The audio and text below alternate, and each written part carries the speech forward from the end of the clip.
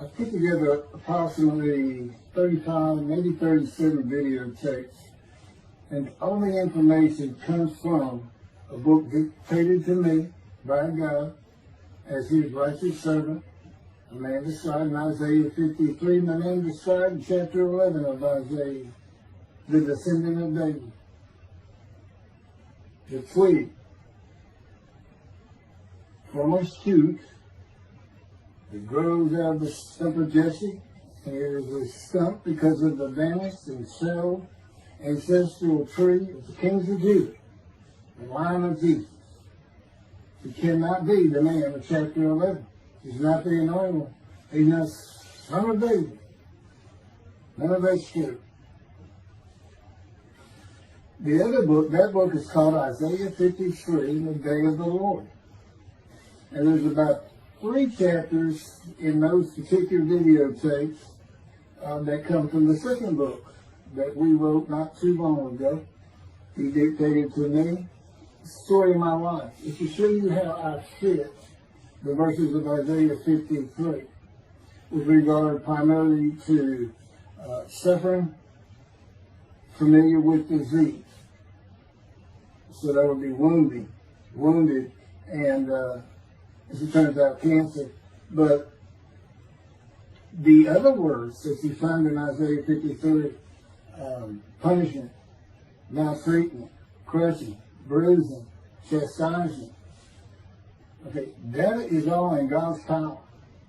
That's all in God's power, all those words. But the books are unpublished. Shunned and despised, accounted afflicted by God, plagued. Nobody understands it. This is so different than the Judaism the Jewish people have been taught. This Messianic era that will never occur. And we know it's not going to occur now once you believe who I am and how you cannot.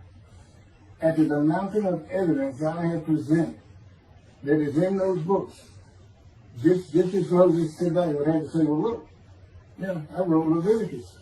You think I just came up with that? You think I just came up with all this information? Did I know how God speaks through an angel and who that angel is? Moses walks by a burning bush that's not consumed. The angel of the Lord's in the bush and God speaks. I'm the one who explained that to you. I shouldn't have to go any further than that. The God says the rabbis, the shepherds, they never listen to my prophet. They think they know everything. Well, I'm going to keep telling that they don't. This is primarily for the people who listen to them and not them. I don't expect them to ever respond. Because by responding, they have to say they've been wrong. Or that's just not what we believe. And so they won't change. The bottom line is they make money on it. That's the bottom line. God had me watch a video of Toby Singer just for this one purpose I'm about to tell you. He said, watch him raise his hand. He raises his hand to do his hair or rub his nose or something, and it's this big, fat gold watch. And this is how you know this is the God of old. He said, look at that. Look at that. I said, well, he does. He died. His skin died, silver died. It might be a scuba watch. He said, that's not a scuba watch. That's just a big, fat gold watch for everyone to see. And he makes his money on Isaiah 53. The guy said, at least that's how he really got going. I don't know. I know he has a radio show. But remember, I'm in the fire refinement. Everything God does with me is to draw emotions, because I'm going to be emotionless once I get to Israel, for the most part. He'll let me feel what he wants me to feel. But nobody can get under my skin. You can't bother me. Even if I seem like I'm mad, it doesn't carry over to my inside. And I don't think about it any more than while I'm, as they would say today, on a rant, getting on somebody. But I bring his reckoning. I laugh. I tell him, you know what I am, don't you, guys? He said, I know you're a lot, man. I said, no, I'm the reckoning. And I am the reckoning. That's what I am. He laughed. Holy Spirit, man. Yeah, I say, righteous servant, David the shepherd, Elijah, prophet like Moses. I like wrath. What's his name? Wrath. What did he do? He was a reckoning. But anyway, I'm going to go through these early years of mine before God spoke to me. It's chapters 1 through 6. Chapter 7 is God speaks to an atheist, and I've already videotaped that.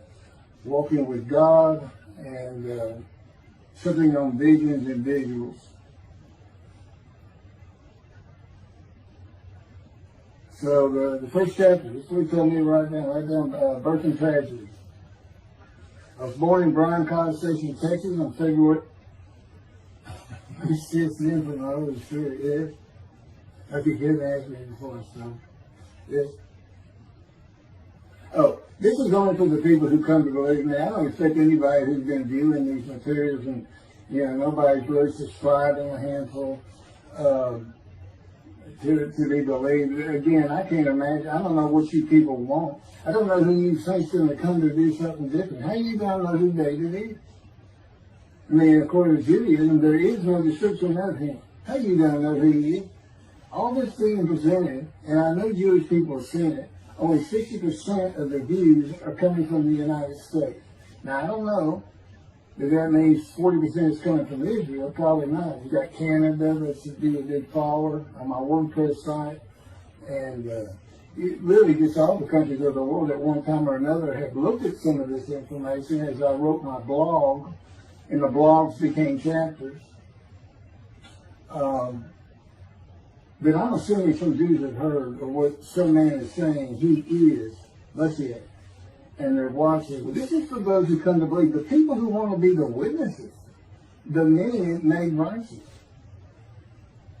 By my mouth, there are things I can tell you that God would have me say to you. So, this might be bored to tears with others, but it does show suffering, pain, and emotional pain, my background, and just who I am. Not just some cook out here. People say, well, you're hearing voices.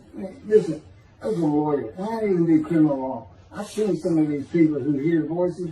I promise you. That's a person who should be hearing voices when you just see them and watch them for a couple of minutes. It's not me. Excuse me. Okay, I was born in Bryan College Station, Texas on February 21st, 1957. And that's interesting because that's the year the first satellite went up. Russia sent up Sputnik, which is really 3 different satellites, and all together they were called Sputnik.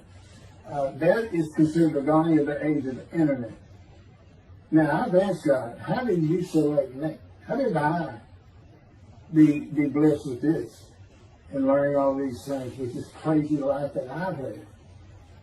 And but he won't answer me. He's John Poker, the poker guy. He's not going to talk. Not going to change his version or anything. Or me getting an impression that he is. And so I tried to come up with it on my own, and that is where I saw it. I said, because I know how important the internet is to you.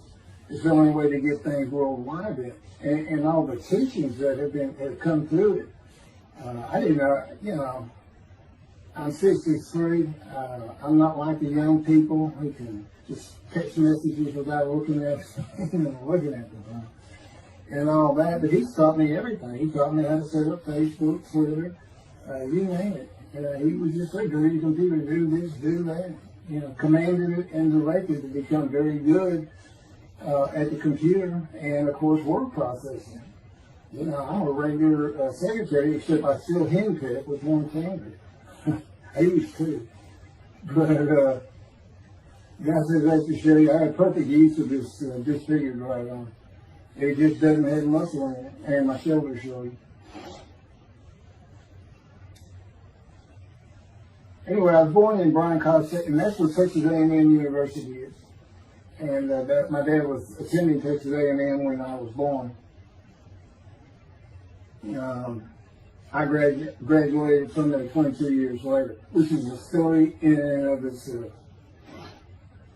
So I was born premature in the 7th month of my mom's pregnancy. I was born in February, and there were many complications. My parents were told I would not make it through the night, and they should just take me home. Mind you, this was 63 years ago. The biggest problem was that my insides had not fully formed, and it was impossible for me to take milk. Mammy, my great-grandmother, told my parents, boil rice. Feed him the rice water. It's got all kinds of nutrients and minerals in it. Dad says he threw out a mountain of rice those first few months. And it would not be my last encounter with death. So my dad graduated, and we moved to Metairie, Louisiana. And his first job is an oil and gas geologist.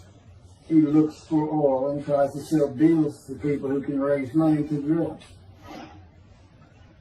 He gets money up front and a percentage of production once they get their money back. That's what he's done his whole life. And I became, as a lawyer, I became board certified specialist in oil, gas, and mineral law because I had found it so interesting. As a young boy, I became interested. But he rarely had time for the other part. I said, okay, well, I was born when the dawning of the internet, so he's got a selection process for 57. And I come from a dysfunctional family. Lots of drinkers, lots of fighters.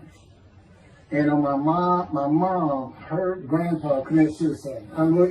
It's tragedy. Earth and tragedy. In the Great Depression, he lost everything. He owned land in what is now downtown Dallas. But then when she was about 4 or 5, her mother went down to the market square in Crockett, Texas, small East Texas town. Everybody has their courthouse in the center of town, and the streets on either side with stores. She went to the hardware store and purchased rat poison. She hadn't gotten hardly out the door when she opened it and took it herself. Died right there on Main Street in the middle of the day in a little small town. I don't know how long that would have been. My mom's 85 or 6. She's 4 or 5, almost 80 years ago. So I'm sure it was quite an event. And her dad took her and her sister's about 2 years older, to Metairie, and not Metairie, to someplace in Louisiana. But could have been Baton Rouge. And her father became an elevator operator. And you can still find this in Houston when I was at law school. I went to law school downtown Houston, but South Texas College of Law. And at the courthouse, they would have somebody sitting in there on a little stool and with a lever and take you up or down, take everybody up or down. With all the lawyers coming in for the court cases, it was packed. I'm sure they've done away with it by now. But that's what he did. And they found him one day or night. He had taken out a pistol, he shot himself in the head and killed himself. So now she had suicides on both sides of the family.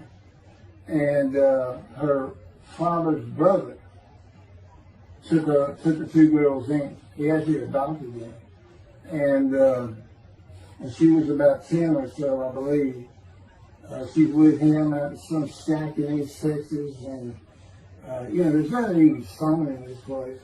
And he took a shotgun, and I'm sure he'd been drinking there all known for it, and blew his head off right in front of her. I mean, that's all the circumstances I know about it. It doesn't sound like a good scene at all, but it scarred her for life. Okay, we've been taking care of her from the get-go. My father amazes me to no end. What he has done to care for her. See, they knew that was his sweetheart. Eventually, now at 10 years old, that's who he married. And they're both from Crockett, Texas. Small town people. I still take care of them. They've taken care of me for 10 years. Got to me from society. He made me quit law. terminate my law license in Hawaii and Texas, and put me into poverty. I've been in poverty for 13 years until I just now filed for Social Security early. But I give them more than 90% of it to make up for everything they've given me for 13 years. While I'm in God's fire of refinement, learning everything I need to know. And I have learned most. There ain't any question.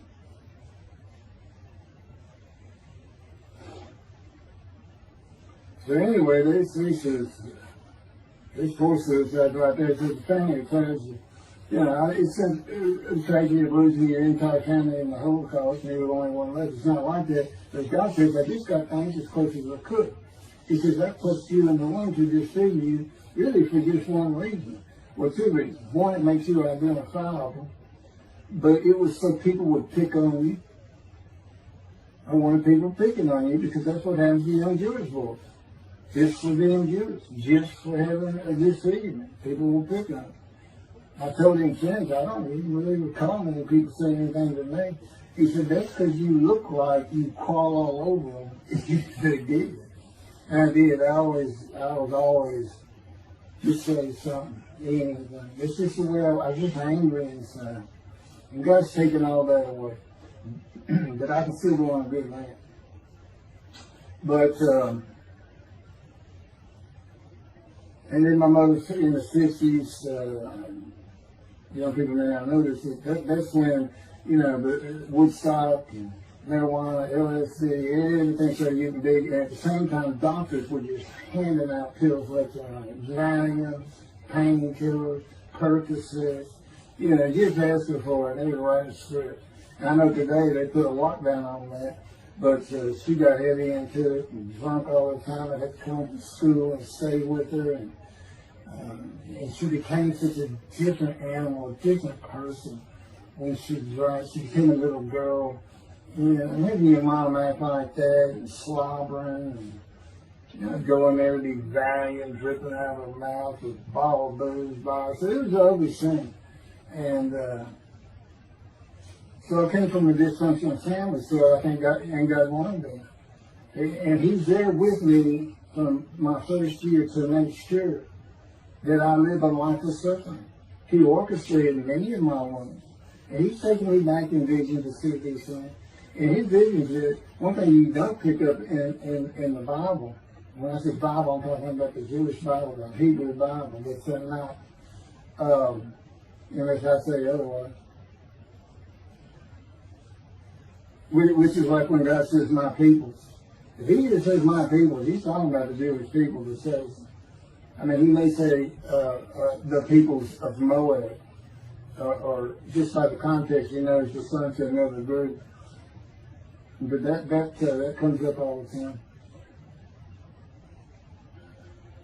So, to add to that, she tried to kill herself a few times. And when I was 10, my dad was at a Texas A&M game in Dallas. And I know it was 1967, so I was 10 years old. So I'm very familiar with that particular game. It was against Bear Bryant and Alabama Crimson Tide. And he had coached at Texas A&M.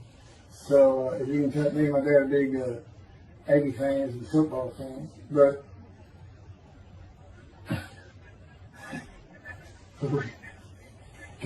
I had been assured with me to see those games in Israel. Somehow my coach checked them. He said, we'll get it. That's what Holy Spirit. We'll get it. He's so funny. I don't know where my sister and brother were, but I heard some noise and I went down about 1 or 2 in the morning, and our stairs curved, and there was a little bay window cut out, and I looked down out into the living room, and she's wearing newspapers on. And just sat there watching. Didn't know what to do.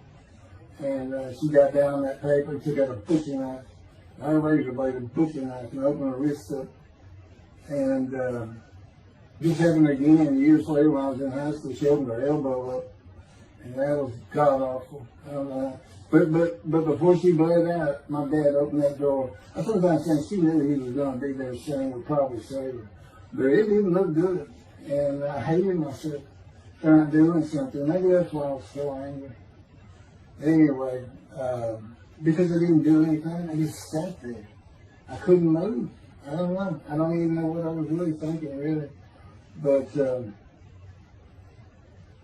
I tell you what it is. It told me how much her uncle blowing his head off must have done to you. That must have really hit you. I had nightmares my whole life, but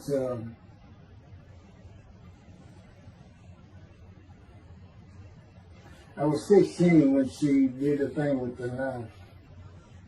But you know what? My dad finally got her. He got her the best psychiatric care in Houston, Texas, and that's big because we got a medical center that's renowned throughout the world. And they put me back together many a time. And she never did that again. And the amazing thing is how different she is in her very advanced old age. I mean, it's like she was never that person of the 60s and the 70s and the 80s. I don't know how my dad survived it. I'd have never stayed. I'd have taken the kids and said, try to find us. But he's not out there. I've never seen two people who love each other so much. It's crazy.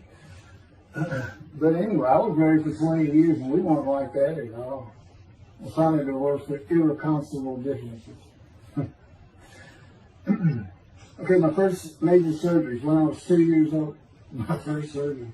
Up above here, I have a scar. I had my first of many surgeries. Been born without my right pectoral muscle, small shoulder, withered arm. And there was some, the movement of my arm was restricted. There was some tissue in here that had to be cut out. So they opened me up and did that. I was born right-handed, but I do everything left-handed. Except for light things. Like I shoot a basketball right-handed. I throw a ball right-handed. Darts, things like that. But bowling, I'm left-handed. Yeah, anything heavy. And I was quite average. If I'd had two good arms, I'd have probably been on scholarship. I was already offered a partial scholarship at a small school for track, even with this bad arm. But I just didn't have the fast start. You got to have two strong arms just pushing out in front of you. But I was some kind of quick and fast. So, we moved back to Houston to a place called West University, a suburb. And this little story, I don't even like telling it, but I got to tell me I had to. And he had something to do with it. But I'm not going to go into that part of it. So anyway, I had decided when I was in 7th grade, I was tired of school, didn't want to go anymore. I don't exactly know why, I just know I said, that's it, and I'm not going. Dad can't get me up and finish school, I said, I'm not going. And it was on. He was going to get me there. It took him about an hour to get me to the car. Fighting and screaming and running around, hiding, getting under the you man, and I was done. And anyway, he finally gets me to the school, but he's too tired. He wasn't even going to try to get me out of the car by himself. So he get out, and he goes and gets the principal. And my dad's about 6'2", but he's real slim. And but he comes out with his principal, he's taller than he is, and he's a hefty guy. He's burly. Anyway, so they come and say, get out of the car. I said, I'm not getting out of the car. I'd already locked the door. Only the two front doors locked, and it was those locks that you pull up and push down. And so my dad used the key, and he opened up, he popped that lock up, and I slammed it back down. I said, I'm not going to school, I told you. He took the key, they started throwing the keys to one another over the roof. And the principal was trying the same thing, and I'm slamming his door, I'm leaping across the car. But I don't know how long I went, but they finally, in 5 minutes maybe, seemed like an eternity. I was terrorized, this way I looked at it. Anyway, the principal got it open, and I saw that door open, and I got back on the far other side of it, by the steering wheel with my back against the back door. And I curled up like a ball. Had my knees on my chest. And he reached in to get me, and I unleashed on him, kicking him in the face with everything I had. He broke his glasses, and his orbital bone got shattered. So, That wasn't my first principal either. There's another one. So, but anyway, so they carried me in, and it was very embarrassing, just crying. But again, funny thing, nobody, because I stayed with this same group for 9 years, going through Western University and the junior high there that you go to. Nobody ever said anything to me about it. And I knew some of those kids that were in that class.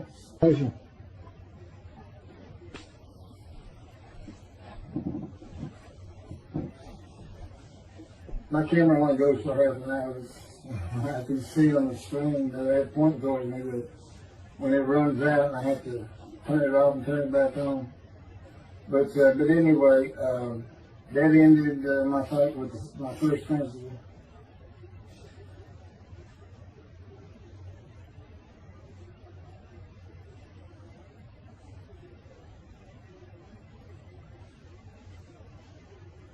Now here it is right here. I had me put this in there. In the 10th grade, the principal of the school told me to cut my hair. I had long, blonde, wavy hair, well past my shoulder.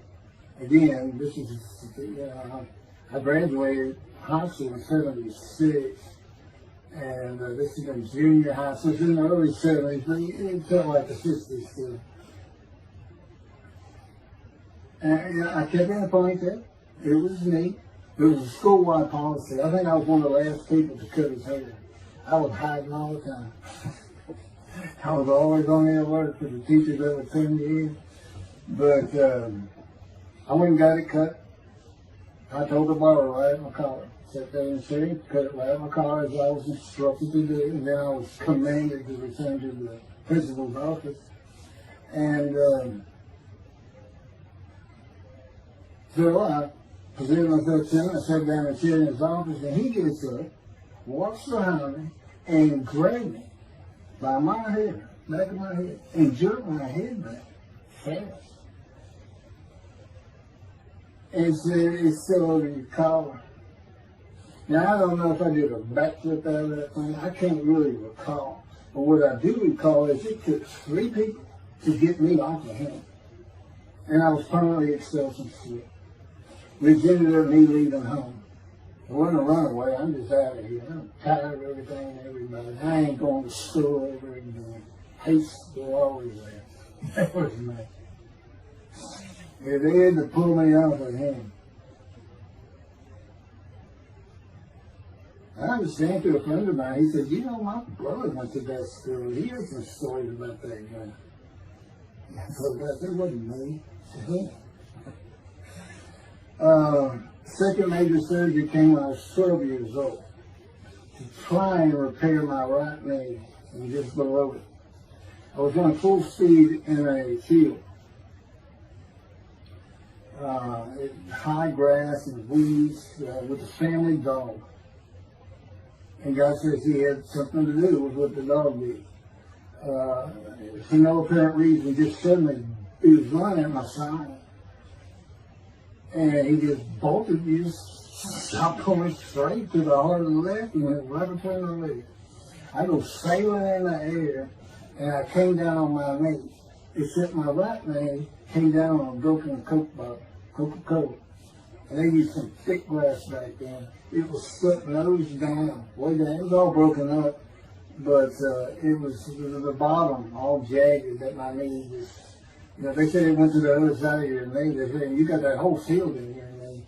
But when I got to the hospital, I sat there for a long time. The first officer came in and just told my mom, I'm sorry. In the room, he said, I can't repair it. It's not repairable. We want to take it off. You can't use it. And I already knew that because as I started screaming and yelling for my dad, he finally came back. This field was behind our house. It was a chain link fence, and in the field. My dad finally heard me. He got over. He saw the blood and saw something. He scared to death. I'm going into the shop, and he got me to put my arm around his neck, and he said, "Can you walk on it?" And I tried, and it just collapsed. It was useless. It was awesome. And then I had to climb over that fence. And my mom was going crazy and screaming and crying. And he had to go take care of her. I'm sitting in his bathroom, my leg all opened up, and I'm just getting sicker and sicker. Nauseated, scared, I was crippled. And but anyway, they get me down to the hospital. And just, like I said, the first officer, just like, we don't know what to do. And just right then, and God said he knew he was going to be there. This doctor walks by, and my mom recognized me. And she goes, Dr. Kane. And she runs out the door. Well, look at this, Dr. Kane. Her mammy that I mentioned earlier, in her old age, very old, maybe in her 90s, I don't know, late 80s, but living with her sister, broke her hip. And this doctor repaired it. This is a long time ago, people. Repaired it. She actually walked again with a walker. I remember. But that's who this doctor was. And she said, my son, they're going to take his leg out. You've got to come look at it. And this Dr. King actually became the medical doctor for the Houston Oilers. He repaired me and me before and after me. I guess that's what he specialized in. But he was at the hospital just to do rounds. He wasn't dressed for the surgery or anything. But he came in that room, and I mean, he was livid when he looked at my knee and knew how I'd been there for like 5 hours at this time. And he just started barking orders about getting me prepped for surgery, and he takes off to go get prepped. And they literally ran me down to surgery and got me. I mean, they were trying. And this kind of fear they put in everybody. Anyway, I was in the hospital for weeks, and I woke up with my leg. I was glad of that. They had a cast in my hip to my ankle. And he told me, when I finally was being released, he said, if you put any weight on that leg, you'll never walk again. So, I can't remember, 6 weeks, I don't know how long it was that I had that cast on. It wasn't my first cast, it wasn't my last. Or maybe it was my first. Maybe it wasn't my last. That's another story. We're not getting very far. There's 6 chapters, I'm barely getting through the first one. But what I'll do is I'll just do 6, just like I did with Isaiah 53. I did 6 or 7 videos, 7 I thought. But then I joined them all together and put it as one video, the definitive commentary of Isaiah 53, which comes straight from God, by the way. I mean, you can contest what I'm saying all you want, but it makes perfect sense. For the first time, Isaiah 53 is explained. And I have not come to the smartest religious view in the world who can see that, and what the wounding and the punishment, everything's about, and how it's really, in some ways, a snare for the Gentiles for the day of the Lord. Because he knows he can take me and just decimate any argument they want to put forth. You know, in particular, I'm blemished. I'm the Antichrist. And I am exactly opposite of Jesus Christ. Okay, he's so smart, he was keeping the synagogue at 12. Supposedly he was a perfect, beautiful man. I'm just thinking. You know, I'm not bad looking, but I'm not, I'm not Brad Pitt or anything. Anyway, it's shame, I wasn't a habitual sinner. I mean, I was a good person, I was good to other people, I was very compassionate. I said there was already a lot of humble in me. You laud myself and the things I could do over others. Like being the fastest guy on top 5 at school and the fastest in the neighborhood. I didn't brag on myself. But as he took me back through my life, and informed me when things were sin, it just seems like I touched on all of it. And if murder in your heart is actually committing that sin, as the Christians say, I don't really go with that, but there's really not much I can miss. So I'm a sinner. Jesus would say, well, I'm a sinner too, I'm lying. All you got to do is read the scripture in the gospel, just see what I'm lying. That's easy. And I came from the band's lying. I thought I was the man of Isaiah 53. I thought I was going to be exposed to death, but given long life. This is what he would tell you if he was here. He said, well, you know what happened? They crucified me. And on the cross, I realized I'm not that man. This isn't exposure to death. This was like a sure thing. Father, Father, Father, why have you forsaken them? That's Jesus Christ saying, I'm not the man of Isaiah 53, and I just figured it out. That's what that means. Has God's going down. You sure you didn't have that written? Why on earth would they write that down? They forget about it. They were just thinking it.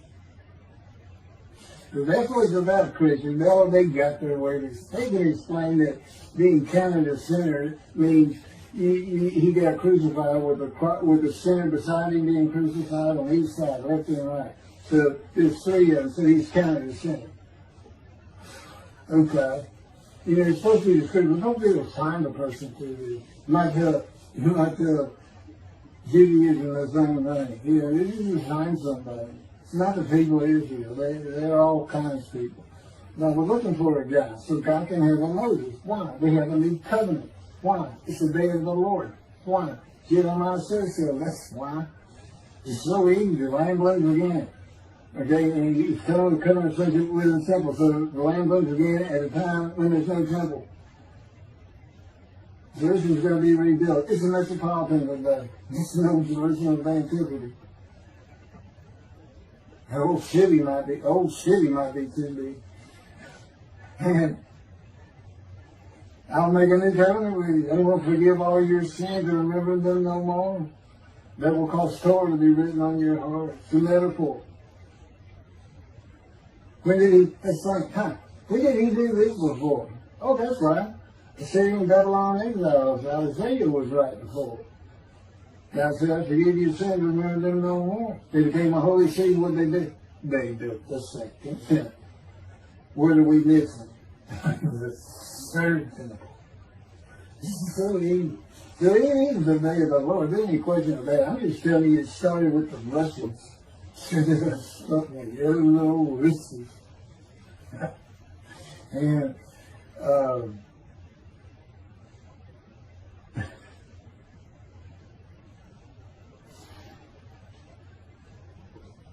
he's bringing the covenant. He's got to know. He's a prophet like Moses. So he's saying, it's Joshua. No, it's not. I'm leaving today, the day of the Lord. And guess what? He gives us a description of him. He knows this is a time of secularism, reliance on science and medicine and doctors. And you got so many more people who the only book out there is not the Hebrew Bible. There's a lot more books now. You know, there's all kinds of distractions, television, cell phones, computers. You know, back then, you know, you just sat around and said, what do you think that's there? I don't know. We can send some rain. You know, it's just, I said it was easier to get them back then. But here it is. It's here. And God said, you see why I put sugar and spies in there? Because for a while I said, God, you know, this is before we really got the books done and everything. I said, I'm just sitting in a room. I can't really tell anybody sending spies in that. Counting me plagued, afflicted, by God and everything else. He said, well, how you feel now? That we've been putting all this on the internet, guys, that's just sending the spies. Yeah. I can say, they know. There's no question this ain't gotten back to those two. I said, you keep attacking them like this, and I'll be certainly sure, just in case I'm wrong. But, because he won't actually tell me, he won't tell me anything, this is a rule of thumb, he won't tell me anything that I cannot find out or become knowledgeable on or informed on of my own. Which means about nothing, because we're in a room all the time. The adjunct of the Holy and Holies is what I call it. I live in the Holy. I'm like the priest who can go. The only person who could go into the Holy of Holies was the high priest. And that's what I'm like. As a matter of fact, God had me write down, just as he had David write down, there's Psalm 151, where God said, it's on a video, where God is speaking, where the Lord came to me and God said, quote, and within that, he says that he declared me. We actually used the song where he declares it for David.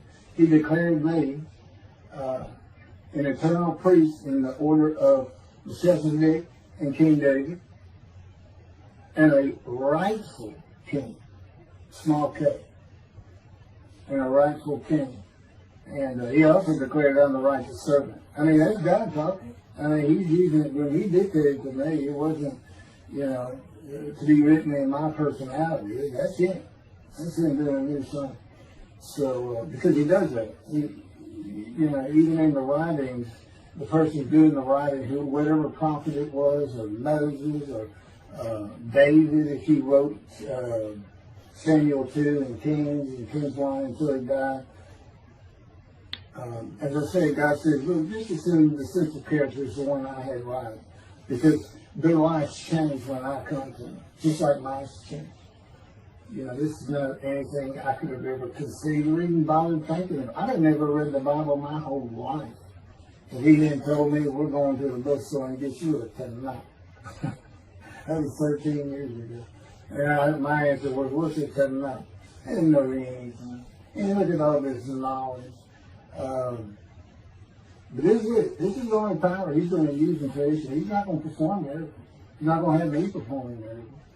And he's not. He said, the only power I'm going to use is on you. What I can get you to do. He said, I can take a Gentile Texan and take him to Israel and get my temple built. Okay. He said, because that's what you say to God all the time. Okay. And one night, I hadn't even read Isaiah 53. He didn't come to me and just say, offer yourself for guilt. I cursed you with cancer. It was me that did it. That's not, I wouldn't have known what he was talking about. We finally get to Isaiah a couple of years later. He said, keep reading Isaiah 53. Is that okay? And so I read it. I said, okay, finish it. He said, who do you think that is? I said, I have no idea. I can barely read it. I didn't know what it's saying. I said, I think these verses ought to be up here. I said, you sure nobody messed with this thing? He said, nobody messed with it. It's just what I had Isaiah right. He said, that's it. I said, oh, okay. I couldn't have good luck convincing anybody. I can't tell what he's saying. He said, before we get done with he's right. I've been over that thing so many times. From my original version of Isaiah 53 that he dictated, told me how to put together, but every sentence, every word is, we changed it up and added things. I've learned things. Like I didn't know about the test of devotion. I didn't know why the angel was leaving early in Malachi 3, but I do now. And all that would cause an amendment to my midrash in Isaiah 53. And, the book has me, these are all videotapes out, me and Rashi. Rashi, the first one to come up with this is Israel. And, I look at his answers and I just shake my head sometimes. You should see his answer in Malachi 3 to the angel of the covenant that you desire. There's only a covenant of friendship and a covenant of Jeremiah. And this is his answer. It's midrash, so he just takes a section of the angel is on the way. And it just says the angel of the covenant. And his commentary is the angel that avenges the revenge of the covenant. I said, what does that mean? What are you talking about? And I said, God's being funny. He said, I don't know. I said, you do know. I said, well, I'm not telling you. So, God likes to feel as though he's laughing. He doesn't actually laugh. He sends me a perception every day. Or he uses me to laugh. I've mentioned that in a video. Because he can't. He controls my words.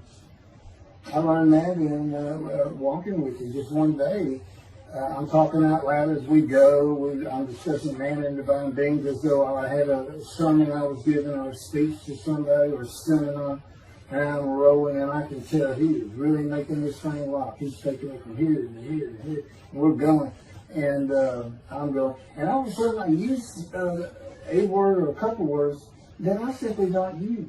And they're not what my mind was even thinking of. They just came out. And I just stopped. I said, did you do that? I didn't even say, hey, did you just make me say these things? Because I knew you did. I said, did you do that? He said, I did. I said, as long as he did it, I did. I said, okay. Anyway, that's where it all started. Now I know. Okay, he'll do that. That's the Holy Spirit. Using me. He doesn't sound like that. But he'll use words like that. So he's getting bored. They like to cut. Let me say this probably got you don't know. It's not all the time. It's some of the times we do tend to get kind of silly in here. But, they do things after a while. I'm like, I feel like a kindergarten teacher, and I got two of those kids that you just shake your head at. You say, this is a handful. These two, nothing but fun. Always throwing around, looking for a laugh. And the Spirit's always working in heaven. God laughs, as it were. Again, he doesn't actually laugh. It's a perception that's his emotion. If God has any emotions left, because worrying about other people's pain is not one of them. He makes that clear to me. I don't care if that's pain. And just saying it makes you mad. It's as if drawn in. And he does this so many times over and over. He says it's easy because now it irritates the fire out of it. He just started. I said, how do you keep doing this? And one day I told him, I said, I got it. Which means it actually came from them. I got it. You never grew up. You never got sent to your room.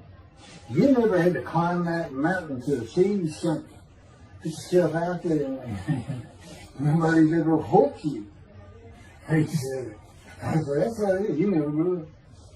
That's what it is. Yeah, I'm dealing with the child guy. That's what it is. Help him all.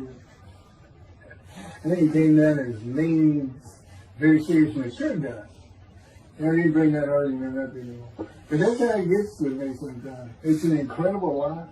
For me, I'm not going to get to him. I get to him at the end. I'm getting close to when I got shot.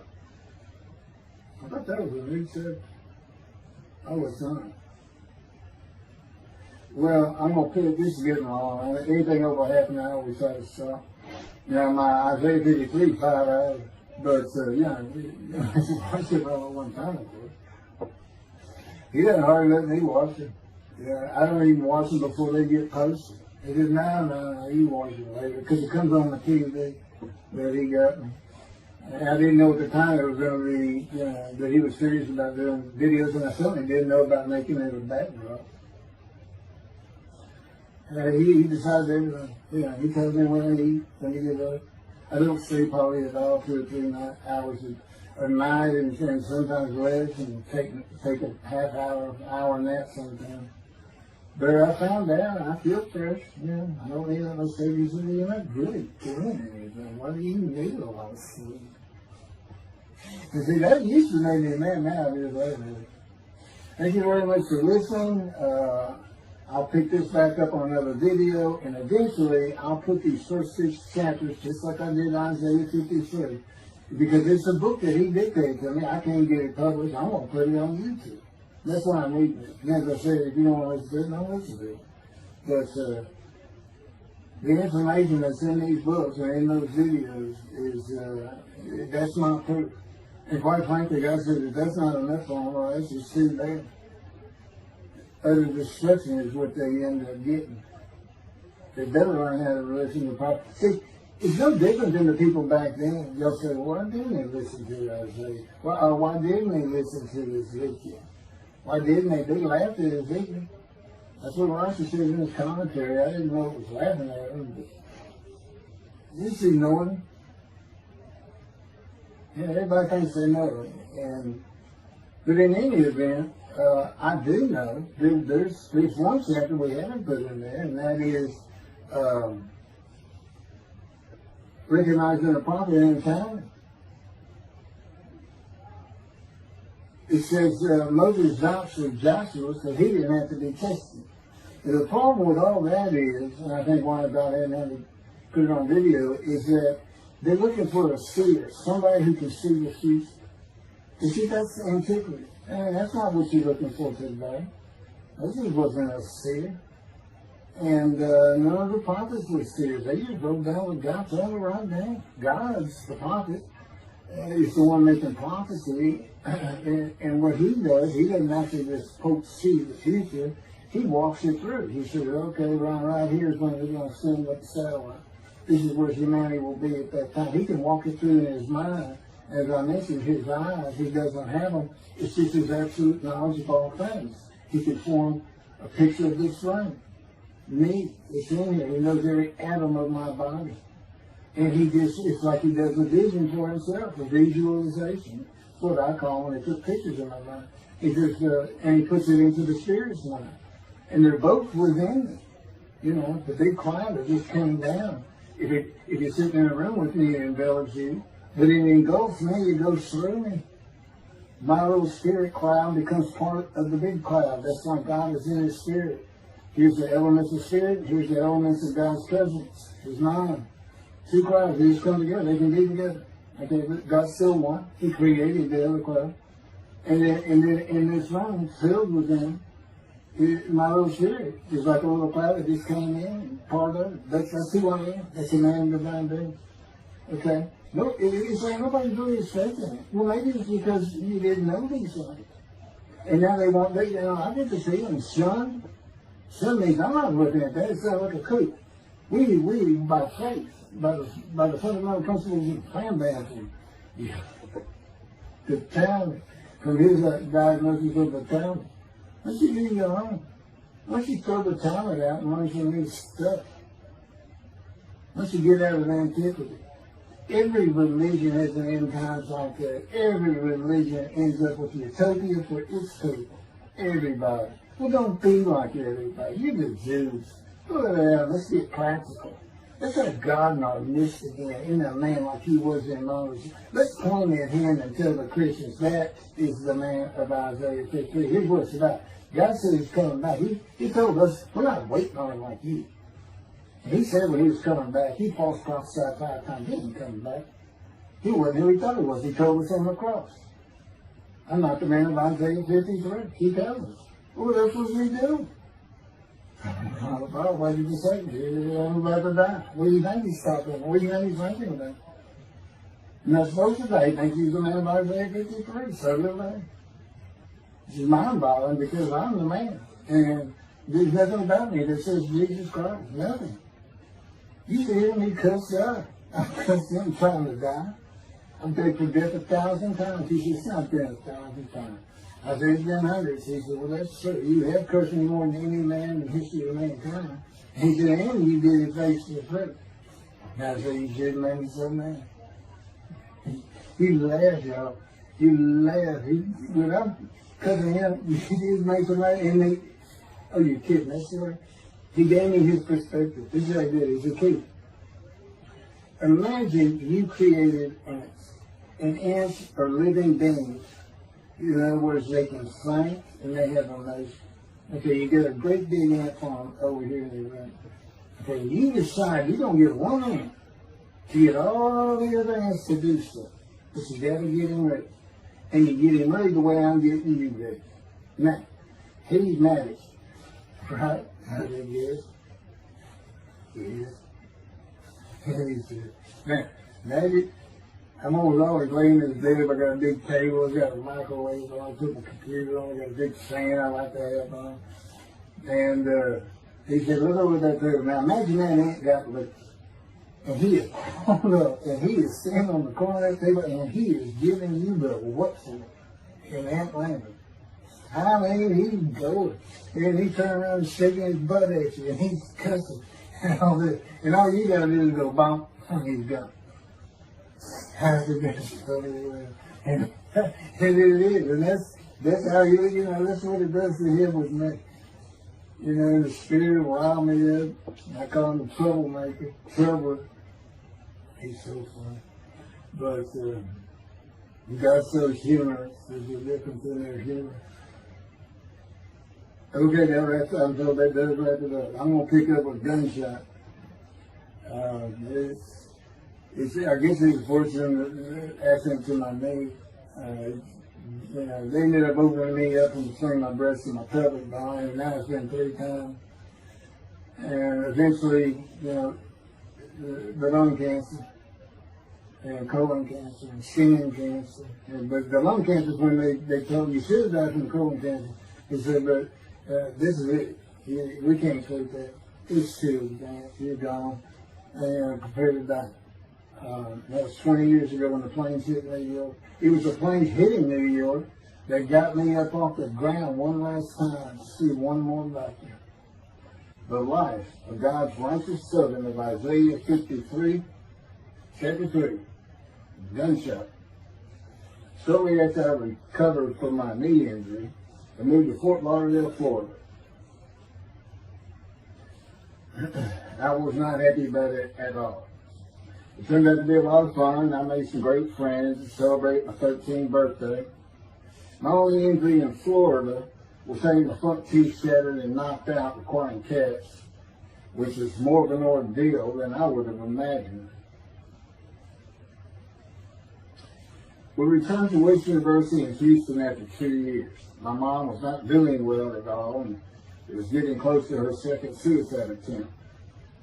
I was back with my old friends and did not have much supervision from home, and I failed ninth grade. I made my own decisions, and I rarely listened to others. And after being set back a year at junior high school, I made a few new friends, which led to my next serious injury. My best friend was a Spanish Italian whose father was from Sicily.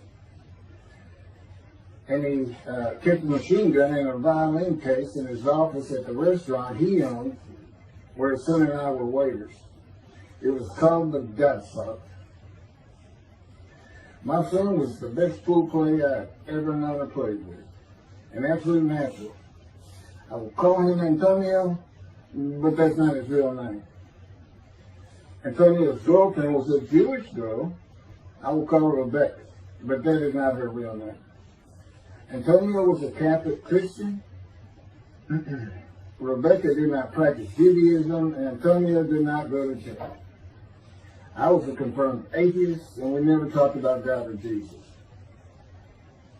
Rebecca's father had foreclosed on a ranch about 8 hours from Houston outside of LaGrange, Texas, Fayette County. LaGrange was famous for the Chicken Ranch, which was an illegal brothel that operated from 1905 until 1973. The business served as the basis for the 1973 ZZ Top song, LaGrange, and the Broadway musical, The Best Little Whorehouse in Texas, as well as its 1982 film adaptation. T.J. Flourney was known as the meanest sheriff in Texas.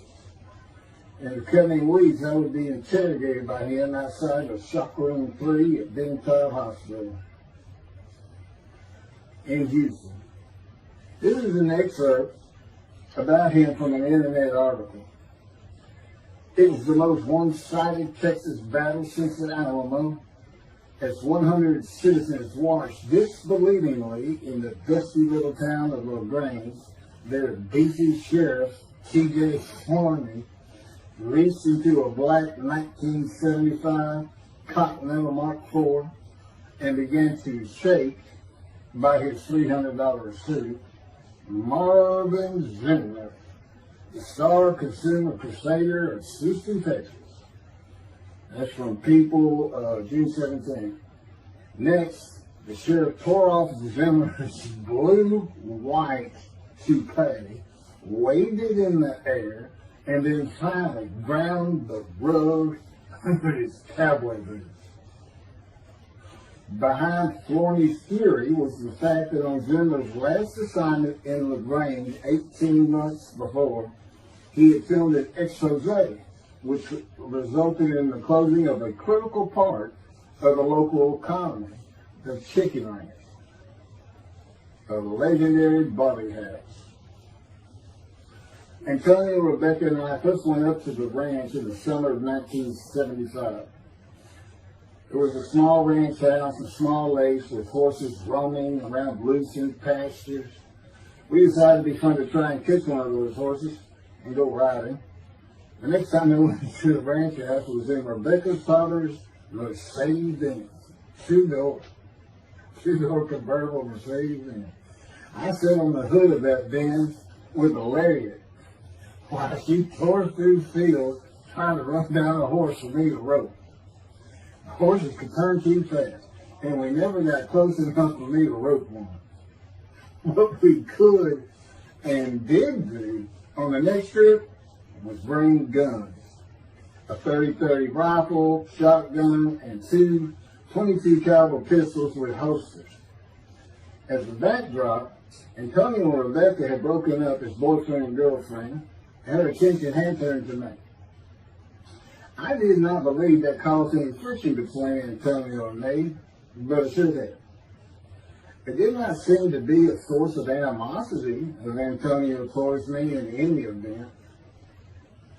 On October 5, 1975, we were all back at the ranch having a great time. Tony and I were shooting at cans with our pistols and practicing a quick draw from the holsters. We were standing shoulder to shoulder, about 3 feet apart, and he was a little forward of me. Rebecca came up behind us, between us, and said she wanted to shoot. Antonio passed his gun to her, and it fired when it was going by me. The bullet went on a straight line through my bladder, intestines, and colon from the front right and lodged in the back of my left buttock in my backside. I could see the trajectory in my mind. I fell to the ground, and Antonio fell on top of me, rolling me over and over. I think he was looking for an exit of the bullet. I told him to get me to a car and get to a hospital. Felt like Babe Ruth had swung a bat up between my legs. I never once thought of God. On a big ranch, there are several gates for different sections of land and different purposes, usually with chains and a lock. When we got to the first one, I told Antonio, drive through it. I told him to ram it. I knew I was dying, and all I could think of was, you had got to hurry. I didn't panic, but I had never been so afraid and had never felt fear like that again to this day. Sometimes I think I have forgiven Antonio for accidentally shooting me, but I have not and cannot forgive him for stopping at those gates. I'm still mad at it. I was seriously angry at him. We got to the LaGrange Hospital before noon on a Sunday. They had to call the doctor to come in. I asked the nurse for something for pain, and she told me my vital signs were too low. That if she gave me a shot of morphine, I'd drop dead right there. It would kill me. No pain medication. The doctor came and looked at me and said there was nothing they could do there. He told me they were getting an ambulance to take me to Houston, Top Hospital, where they operated on gunshot victims all weekend long and do to this day. It's a trauma hospital. Many young doctors from Baylor University, all around the state. It's a high desirable place to be because you're cutting on. If you want to be a surgeon, you're cutting all day long. I knew one thing with a certainty. I could not pass out or fall asleep. If I did, I would not come back. In an ambulance, I talked to two fellows that were tending to me, as much as anything to stay awake. I asked them such things as what it was like to be married, graduate high school, have a career job, but my mind repeated over and over, you have got to hurry. We arrived at dusk. This happened before noon when I got shot, so now it's getting dark. When the ambulance opened, my brother jumped in to help. My mom was standing by the entrance to the shock rooms in her fur coat. She later told me that since Top was a public hospital, it might help if they thought we had money. I didn't see my dad, but my sister told me later, the whole way to the hospital, all he could say was, to God, please don't take my boy from me. I stayed awake for some 6 to 8 hours in awful pain. They took me to shop room 3. It was filled with people giving orders and very loud. On the table, the nurse told me she had to put her finger in my bottom, which embarrassed me. And I raised up like a sit-up and saw nothing but blood rushing from my bottom onto the table. You have to hurry is all I could say. They finished prepping me for surgery and enrolled me to a hall in a line of others awaiting surgery. And someone was saying my name, and I opened in to see T.J. Forney, Sheriff of LaGrange. He wanted to know if I'd been shot intentionally, what we were doing at that ranch, did we have permission to be there, and et cetera, et cetera. I told him I thought it was an accident, and to leave me alone. I never saw him again. I didn't have to wait long. The orderlies bypassed everyone in front of me and took me to surgery. I awoke in a large room with about 10 beds on my side of the room and 10 beds on the other, with other patients, and I could hear moaning and crying here and there. It took a few moments to remember what had happened and why I was in there. I fell back asleep, and when I awoke, my dad was telling me he would have me out of there into a private hospital as soon as possible. It was the next day when they transferred me to the Methodist Hospital and the Medical Center, where they had operated on my knee, and I had spent weeks there.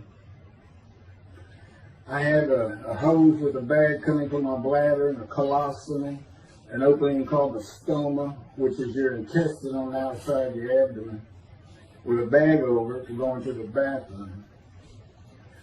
I was out of danger from dying, but still very weak, and I needed to gain some weight.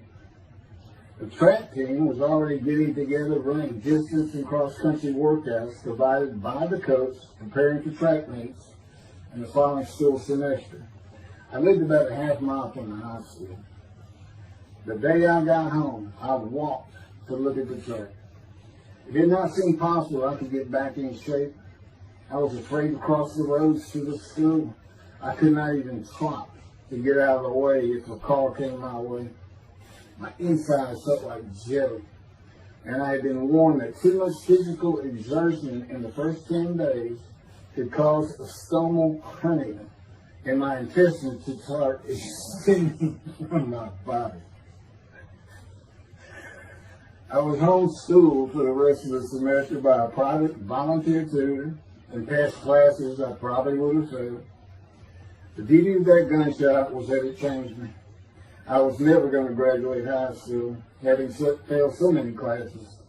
So I set up night school classes for the next and my last semester of high school.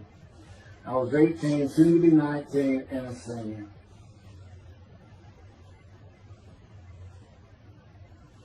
Chapter 4, College and Law School.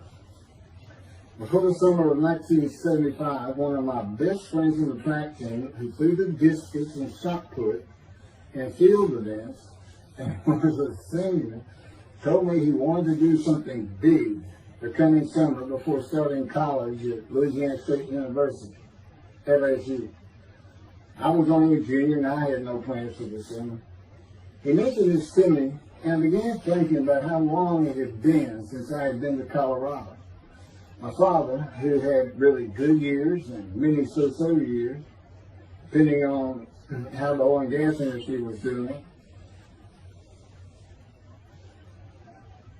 And when I was in junior high school, he had sold some prospects, had completed a few wells, and had purchased a condominium in Pagosa Springs near Durango, Colorado.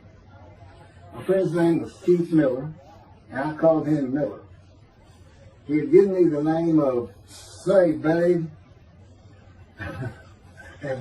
At one of our night track meets, I was running the 330-yard low hurdles, and the last time was behind bleachers where the officials lost sight of us for a few moments.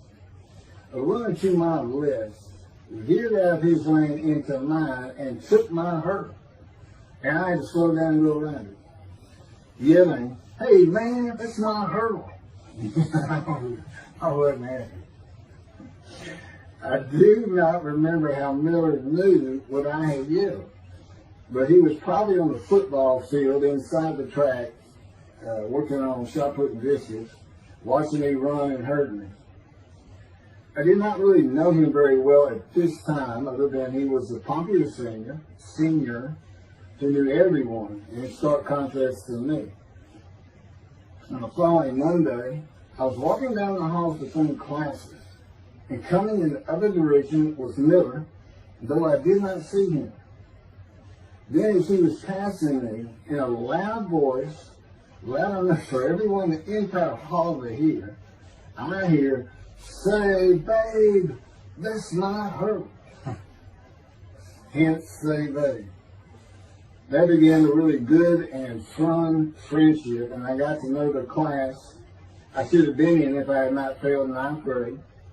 And because I was Miller's friend, I was immediately accepted by anyone he introduced me to. I found out about 40 years later on Facebook. I looked him up and we friended that he's Jewish, and particularly because of his brother. He's got an older brother, and they look just alike.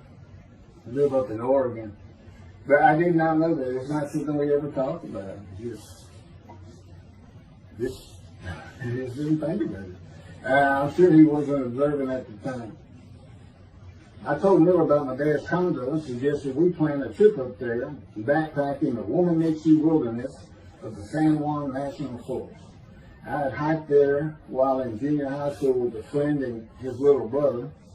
I had a driver's license in my second year in the ninth grade. The prominent 13,000-foot peak is 10.7 miles from the town of Silverton, which began as a silver mining camp in 1873, and that is where I plan to take Miller.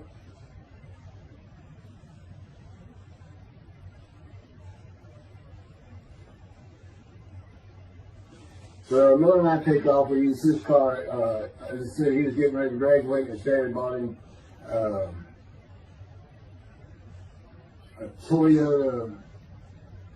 Can't remember the name of it now. My dad's condo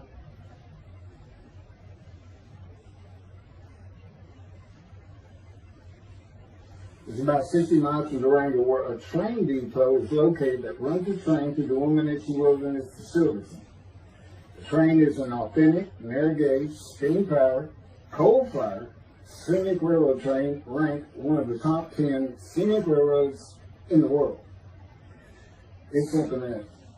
It stops twice in the same places to let off and pick up hikers and backpackers in the Animas Canyon of the Womanichi.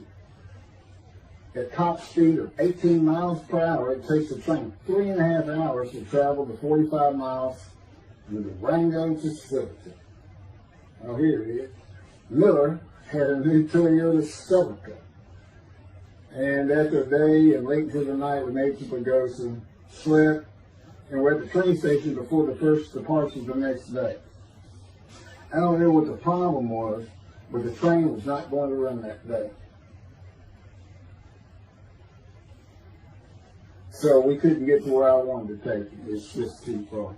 We decided to get a hotel in Durango and just head down the train tracks into the wilderness and explore an area I had never seen with the maps. We got lost. And at one point we decided, let's just put these backpacks down and you go that way and I'll go this way. Well, we did that. We went back up and then we couldn't find a backpack. And we did finally find them. We slept that night, and we had a big black bear episode because we left some food out on the ground, which we shouldn't have done. And but anyway, we ended up making it back. We had one of the best party nights I've ever had in my life. We hit the main street in Durango, which is a tourist hotspot, and we hit every single bar. You could drink at 18 back then. It wasn't 21 as it is today. And we did. We made sure it was like a go. Okay, so every one of them had at least one drink: shot of whiskey, Boilermaker, beer, whatever. I can't really recall other than I knew I had been drinking the night before when I woke up. But we did. We hit both sides of the street. I don't know how long it took us and how many drinks we had, but we just had a lot of fun.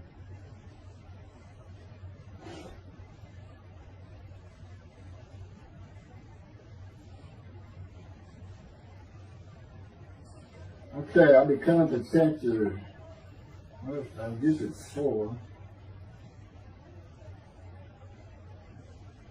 I don't know.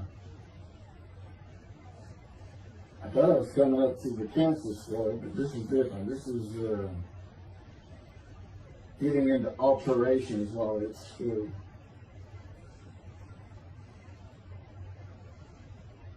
So anyway, I was shot on October 5, 1975, and by early December, so it was October 5, and then in early December, I had surgery again to put my intestines back together, which was, you know, it was dicey. You know, they kept telling me, we don't know we can reattach.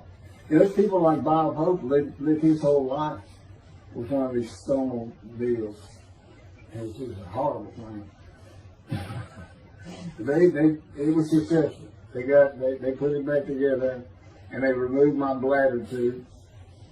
The girl next door, who I had never talked to other than to say hey or hello, and who also went to high school with me, had been coming over daily, and she agreed to be my girlfriend when I asked her a few months later. I did my night school and graduated last in my class, or close to it, of over 400 people. In late December, I began running with the track team. Now, I had surgery early December. I already got out there with them, which was difficult. Pulling 2 tires on the cinder track, you know, the rope, 2 tires, and you put a harness around your waist. I had to put mine high up on my shoulder. On the cinder track for a lap and a half, 660 yards for 2-minute intervals, 6 times was the toughest. My speed and quickness was still there, but distance running and my endurance, it took quite a while to come back.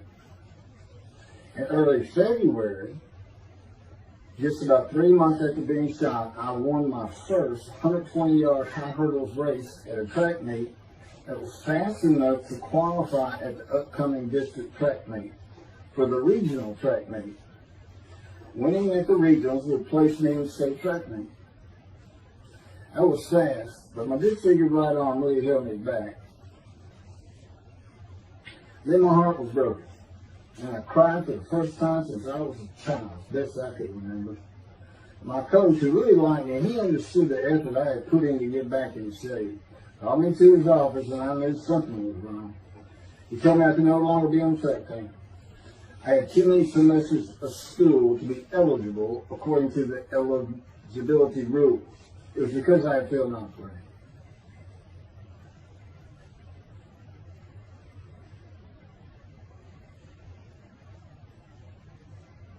And of course, I had no one to blame but myself. Skipping school all the time, just not trying or caring about learning was why I failed.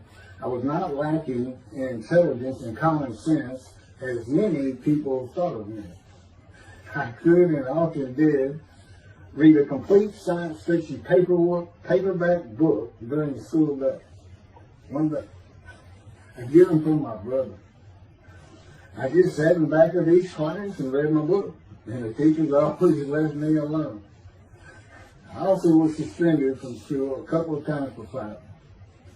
First fight was in the gym and the bleachers, with the principal on the floor telling us the do's and don'ts for the second semester of the 10th grade.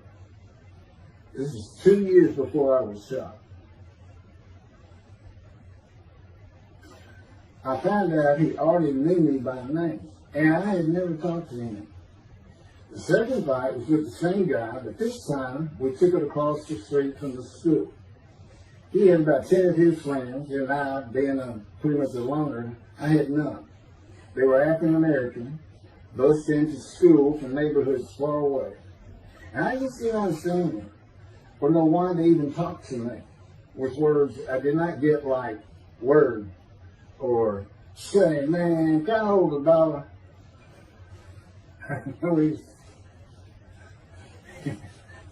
That is what started the fight in the bleachers. I hear from behind me and one stood to my left, saying, "Man, can I hold the quarter?"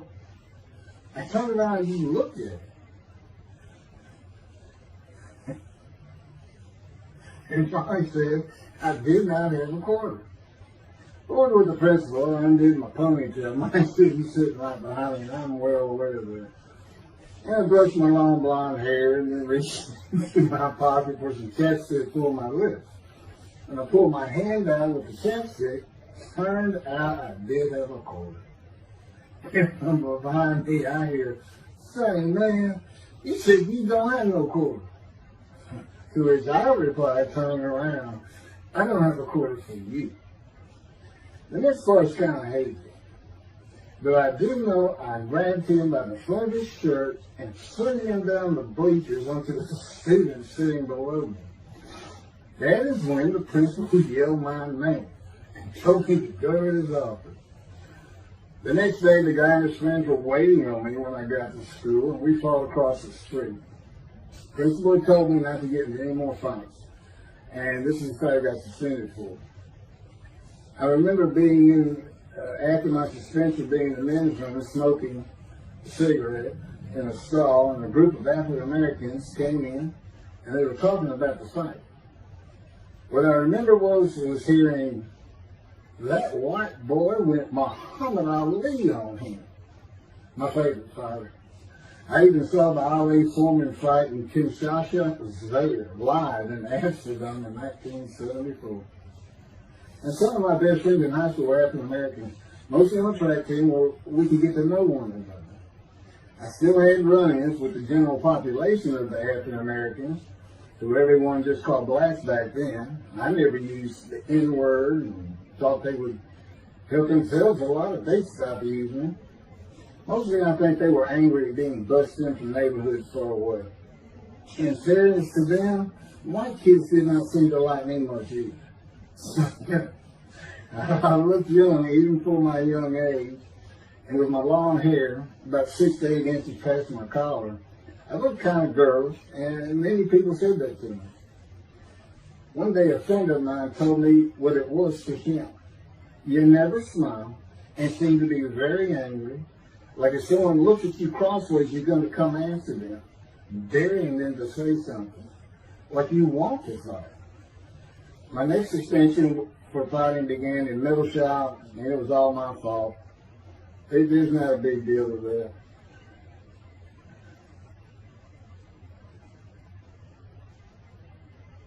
The last fight I was ever in came right before I was gunshot at the ranch. The accident really changed me and the way I looked at life. I never got in another fight after I got shot. It took some of the fire out of me. My longtime friend from junior high school and I were at Memorial Park at night and walked down a train track that ran through the woods, away from the streets and recreation areas. We went to the center of the long railroad trestle bridge that ran over a bayou to wait for a train to round the corner from either direction on a single track.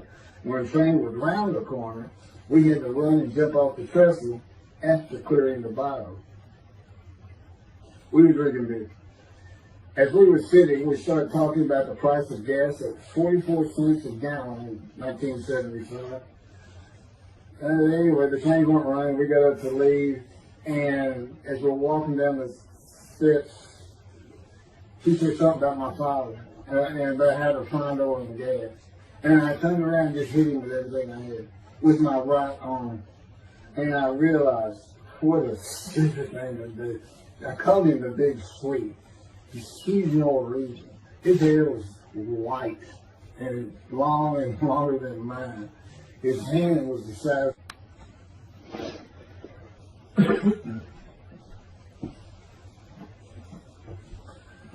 And I had nowhere to run. That was really dumb for bad. I mean, I couldn't move. I couldn't use my quickness. I couldn't box as I had with the fellow across the street.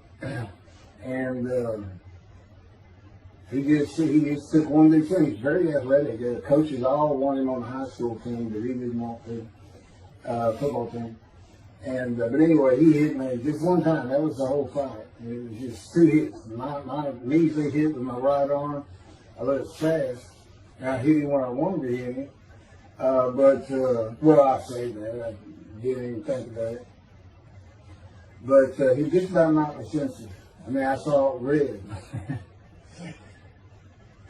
And so anyway, that was it for our friendship. We just, although after I got shot, he and I got back together a little bit, but by that time I had met Denise next door, and I wasn't going to be going out drinking beer at the festival anymore. It's going to get serious, and that's when I set up my night classes and everything. Her big sleeve.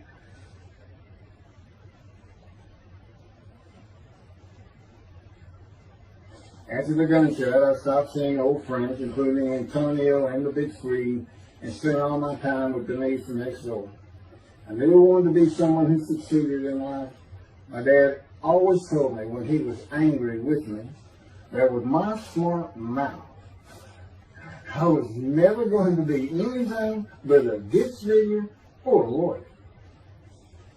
While he said lawyer in a derogatory way, he got me to thinking I'd like to be a trial lawyer.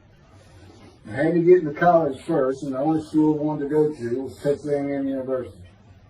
Anyone who had ever known me would tell you that I was not even close enough to being smart enough to go to any college, much less Texas A&M. I would tell you I had never applied myself to the task of learning. Texas A&M denied my application. I called them and pleaded and argued, and finally admissions said that if I came to the summer semester of 4 classes and maintained a B average with no fails, they'd let me in. I did it, barely. I almost failed calculus and got a B. Just a quick thing on Texas A&M, because it relates to World War II. Which always makes me think of the Holocaust, and how many Aggies were involved in that. Texas A&M enrollment began on October 2nd, 1876, and admission was limited to white males, and all students were required to participate in the Corps Cadets and receive military training. Many Aggies served in the military during World War II, with the college producing 20,229 combat troops. Of those, 14,123 Aggies served as officers, more than any other school, and more than the combined total of the United States Naval Academy and the United States Military Academy. During the war, 29 A&M graduates reached the rank of general. Texas A&M is more than a great university. It's the home of the Aggie family with a long history of spiritual tradition. And I'll pass through all that. You can read. I got all this from Wikipedia.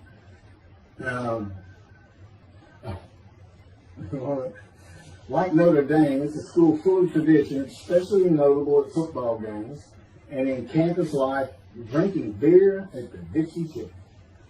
I had a good friend in what is now the volunteer Corps of Cadets, and we've been shooting pool and drinking beer all night.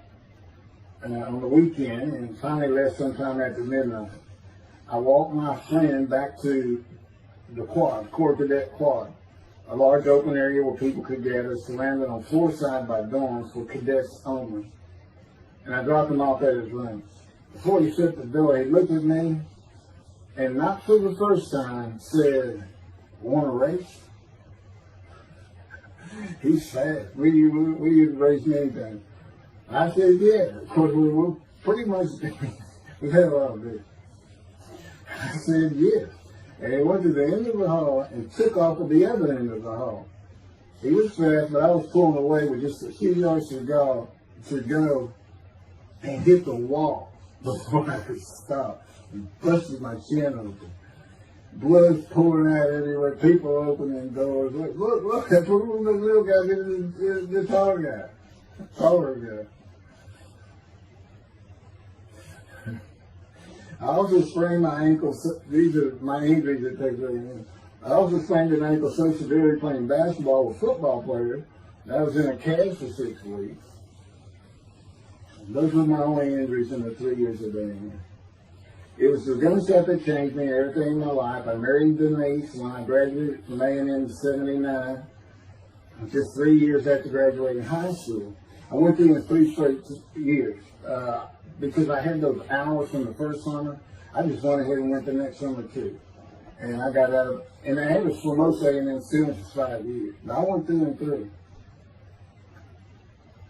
And of course that meant I never dropped a class. It also meant I had a low GPA, grade point average. And I didn't realize how important that was for admission to law school. I was denied admissions from every school across the nation I thought I could get into. I do not know how my dad knew about South Texas College of Law in downtown Houston, but he made some inquiries and found out the dean was a graduate of Texas A&M. And we're known for helping each other. We set up an appointment with the dean. I told him of my rather intense home life and wayward ways, and that the A&M had given me a chance to prove myself as a capable student. You know, he hemmed and hawed, looked around the theater, and gave me the same opportunity A&M had. 4 summer classes, D average, and no fails. I did it. I was terrible with chemistry and math, but it turns out I had good reading and comprehension. Probably from reading all those science fiction books in school. I graduated in '82, and I did great on the bar examination. T. Ellis McCarty, attorney at law. Who would have believed it? Which reminds me of verse 1 of Isaiah 53. Who can believe what we have heard? That's what any of my friends would say about me getting out of law school. Much less was happening today. You go find somebody living in high school, they say, who? Oh, that can't be true. She's been out of here. I know him. Get about it. 75. 27-year headache. I'm going to pick up with that on another video. And then that'll be it. Some general comments. 5 and 6. I'm not sure what 6 is. Yeah, 27-year headache. I'll go ahead and mention God in one of these actions. And I won't say anything about the dog who took a hard left between my legs. It's about just with my knee, my leg. And I won't mention that. Or hitting the big Swede on the track.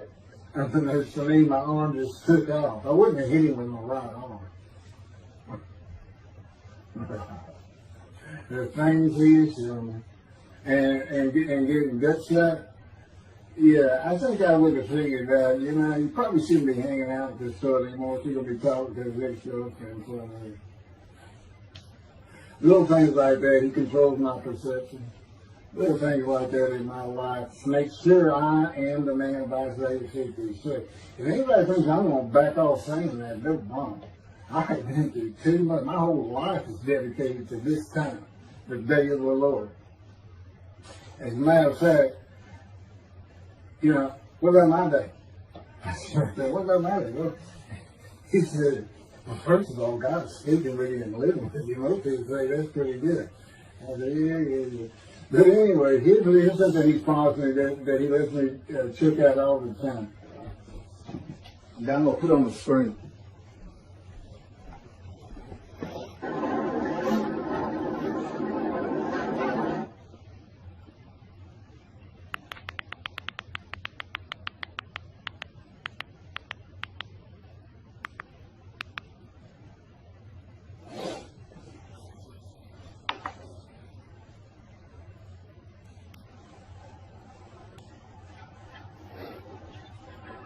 Debrading and GP cycles, shorties, slip-ons, cold startup.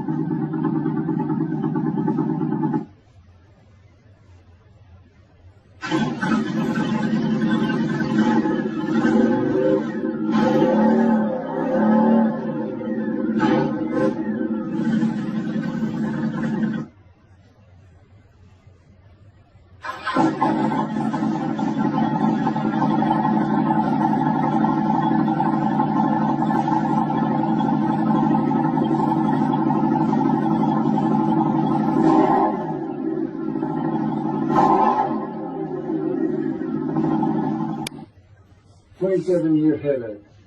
Chapter 5 of the life of God's righteous servant of Isaiah 53.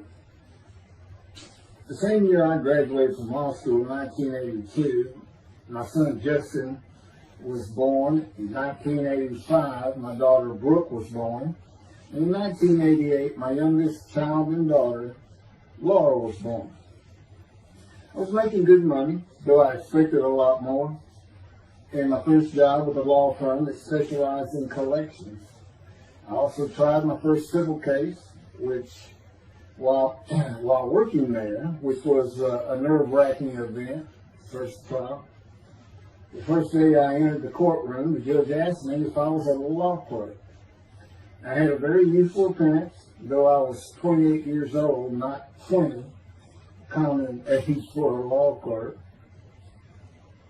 My youthful appearance in junior high school and high school with my long, wavy, blonde hair, I usually kept in a ponytail, had way too many people tell me I looked like a girl. It is interesting, though, at least to me, not one person in my entire life has ever said anything about my disfigured arm. I must have looked like a girl who would beat on you if you did. When I got mad, there was no hiding it. You could see it in my face and hear it in my words. When I was 28, Brooke was born. I tried my first civil case, and the bane of my existence on earth began. A never-ending headache that I generally thought to be associated with post-traumatic stress disorder.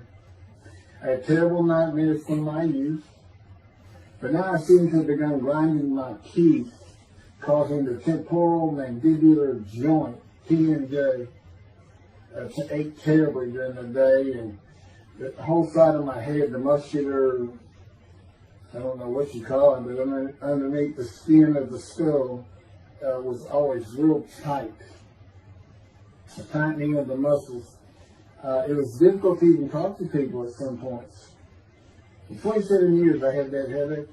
I tried everything, even surgery on the TMJ, and another surgery where the doctor severed my upper jaw and then trisected it from my skull and spaced it to fit my lower jaw. All to know that I could not stop the nightmares and the grinding of my teeth.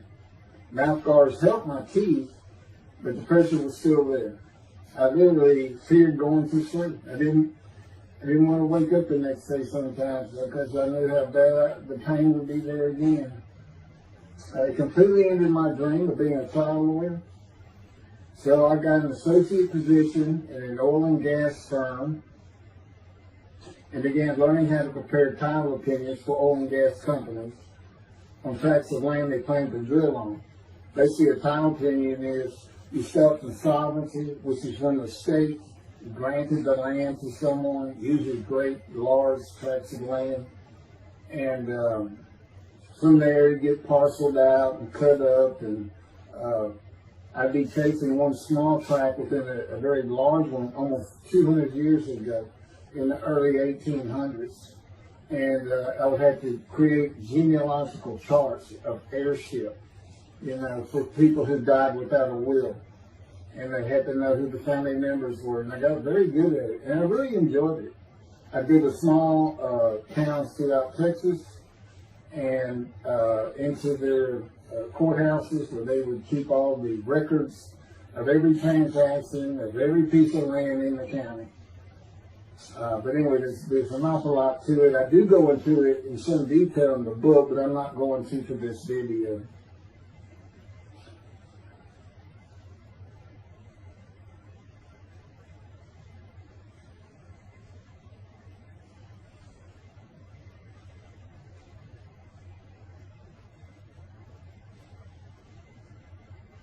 Eventually, I had my own firm. It's just me.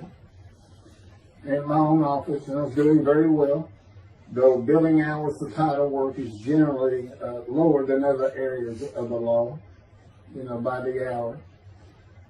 But I had also been involved in multi-million-dollar sales of production between oil and gas companies, probated wills, prepared affidavits of heirship, worked with landmen to fix title defects, appellate work, including arguments before justices, plea bargaining in criminal cases for defendants, and anything else that came my way. Then it all stopped, and once again I was fighting for my life in 2001. This is chapter 6, skin, colon, and lung cancer. Oh, just God would have me tell you, he gave me those headaches. When he came to me, I stopped having nightmares. He provides my dreams for me now, and often as a learning experience. But the grinding of the teeth, everything stopped, and I thought it was just because I wasn't having nightmares. And took away any symptoms of PTSD, for which I was receiving money from the insurance company for disability, partial disability. And that went on for about 7 years. Then one day we're out walking, year 7 or 13, and I had that headache. It just came, and I just stopped. And I said, "You got to be kidding. You did not give me those headaches." He said, "Yes, it is. It's necessary. You are considered the suffering servant of Isaiah 53. You had to suffer your entire life until you're suitable for my purpose," and that includes sitting every verse of Isaiah 53.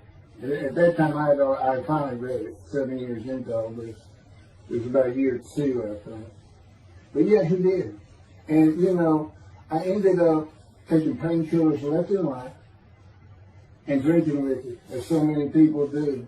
I was able to maintain, my life, my work, and everything, but it was enough to put the strain on my marriage that I pretty much blamed myself for it. And I told him, I did this the only time I got hot. Dysphagia me, gut shot, those things, they didn't bother me. But I said, you hurt my children terribly with that. Because I became a bad father. I mean, I wasn't the father I could be. I mean, they love me and I love them. We don't have any serious risks. They're off living their lives and they're all doing great.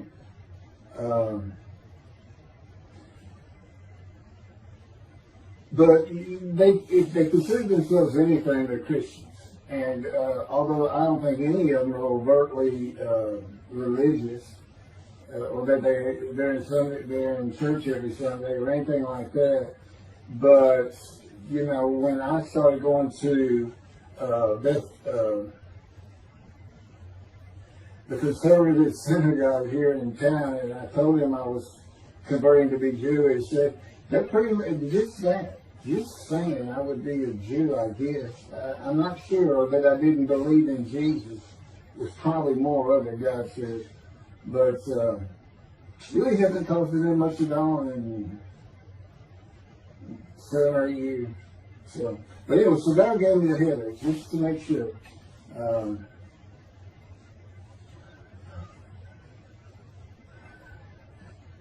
Anyway, I was married to Denise for 18 years, and we divorced in 1997 for irreconcilable differences.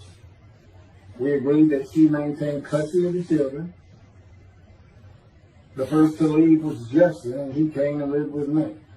Then Brooke started getting in trouble, who is, as tough as she is beautiful. Her mom's very difficult to get along with. Justin was a lot like me at his age. Trouble followed him everywhere he went. Like me, he was hard to talk to, and like me, his getting out of high school was a coin flip. He's doing great. He learned the oil and gas landman business, and I helped him out as much as I could, and friends of mine helped him out even a lot more. And he's very successful. Married, no children. Laura's married, no children. She's got a great job. And Brooke is married with 2 children. I have 2 grandchildren.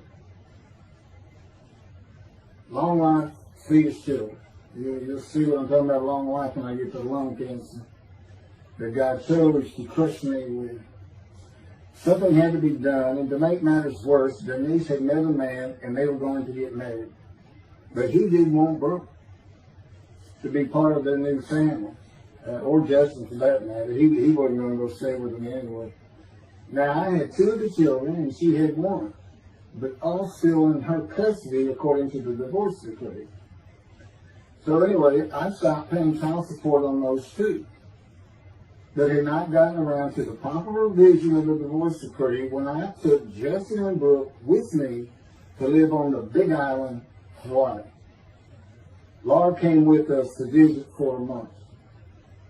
This oversight on my part resulted in Denise and now her 3rd husband filing papers in divorce court for past child support for all 3 children, for the time I had begun paying her 1/3 of the original amount.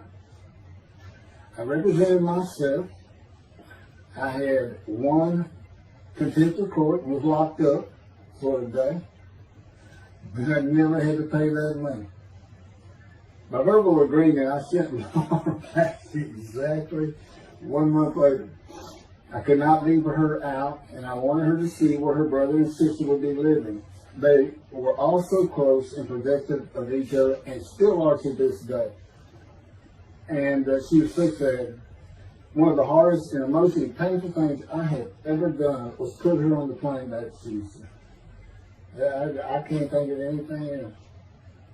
The backdrop to moving to Hawaii was my firm was in dire need of new work. But the oil and gas industry was down. It's always up and down. And my clients were not drilling. A landman I knew called and said his sister in Hawaii, a brilliant idolater, but not a good businesswoman, needed help resolving creditor issues stemming from her new offices and equipment purchases. I told him it was a good time for me, as things were slow, and who's going to come down the street since trip to the Big Island, Hawaii. So I went and took care of everything without charge, but of course everything was paid for. When I came back to live in Hawaii at the urging of the doctor that I had helped, who did not like the look of an abrasion on my chest, and it had been there for years, I was examined by a friend of hers, and it was cancer. I don't remember what the doctor called it. He removed it in surgery with a 6-inch diameter circular cut, and it was not malignant. I could practice in just about any area of the law. And all I had to do was pass the Hawaii bar exam, one of the toughest in the nation.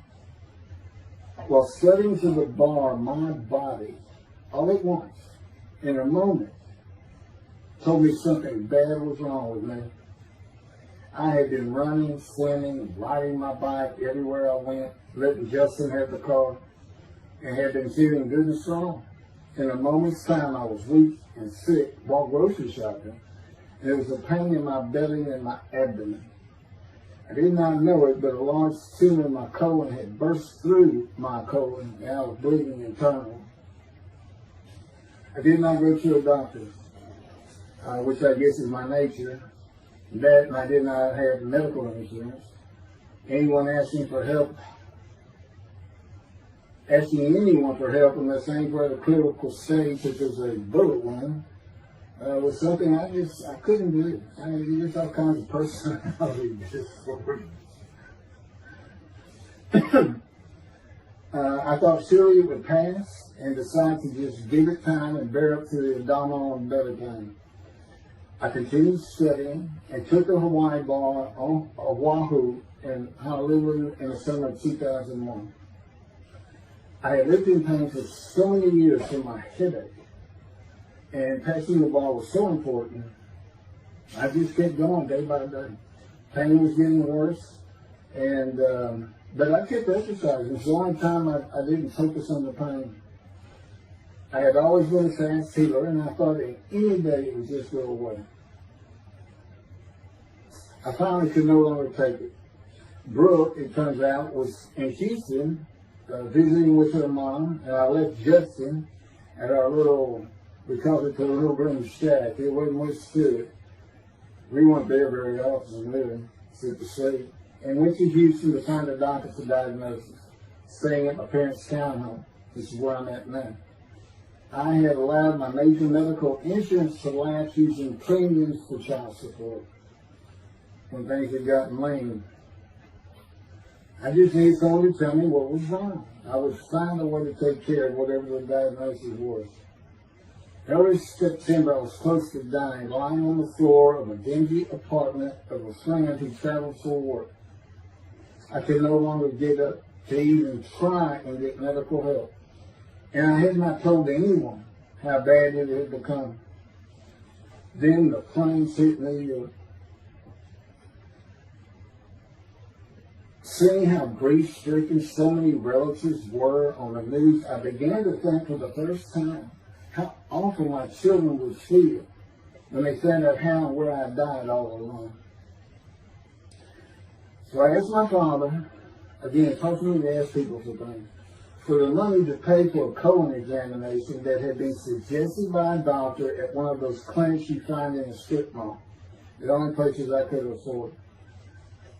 The doctor who performed the colonoscopy finally found what was making me so ill and unable to eat. A malignant tumor 6 to 8 inches long that had burst through my colon, and I was bleeding internally. You know, I come out of anesthesia, partial anesthesia, and he's holding this picture, and it's this great big purple blob issue. I couldn't get the scope past this. It's not a good way to wake up. To say it crushed me in my life is an understatement. The pain, the weight loss, inability to eat. All I could do was drink calorie drinks. Began about 4 months before the colon examination. That was 4 months of sheer pain. But as it turns out, I did pass the Hawaii bar exam. It was now early October 2001. The doctor told me, look, you don't have insurance. Go to Bentown Hospital. That's the hospital I went to when I got gut shot. Gunshot. I prefer gut shot. Sounds good. Forgive it, man. And he gave me the picture from the procedure showing what he could not get the scope past. He's shaking his head and saying, you should have come in this early.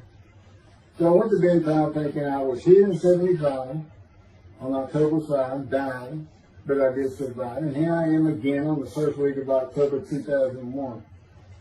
Showed the pictures to the admitting nurse. Instead of them sending me to the waiting room, she just looked at me and she said, Mike, this is a public hospital. I mean, you can wait all day long to have a cold check. She looked at me and said, why did you wait so long? And how are you still alive? And I told her, I have no idea. She did not send me to the waiting room. They had an orderly take me immediately to a room. There they hooked me up to a morphine machine where I could hit a button at a time interval I could no longer remember and receive a small dose. I didn't know I never missed one. I was very depressed. My parents who waited in that line for admittance with me looked so sad and depressed. It was not one of my better days, though I finally had some pain relief. Day after day, I lay there waiting for the next test they would run. It was during this time I received notification that Denise had filed papers in the divorce court to recover monies for the time I was taking care of 2 of the children. That's also when I received notification from Hawaii that I had passed the bar exam. So, you know, Bentown Hospital, what a lifesaver. I mean, young surgeons in like Baylor University, medical schools, you know, it's a prime position to get your hands on if you're going to be a surgeon. Because you're in surgery all day long and all night long. As long as you can stand up, they're bringing people in. It's just a real hot spot in Houston and a great hospital. But it's not a place you want to stay. You really don't.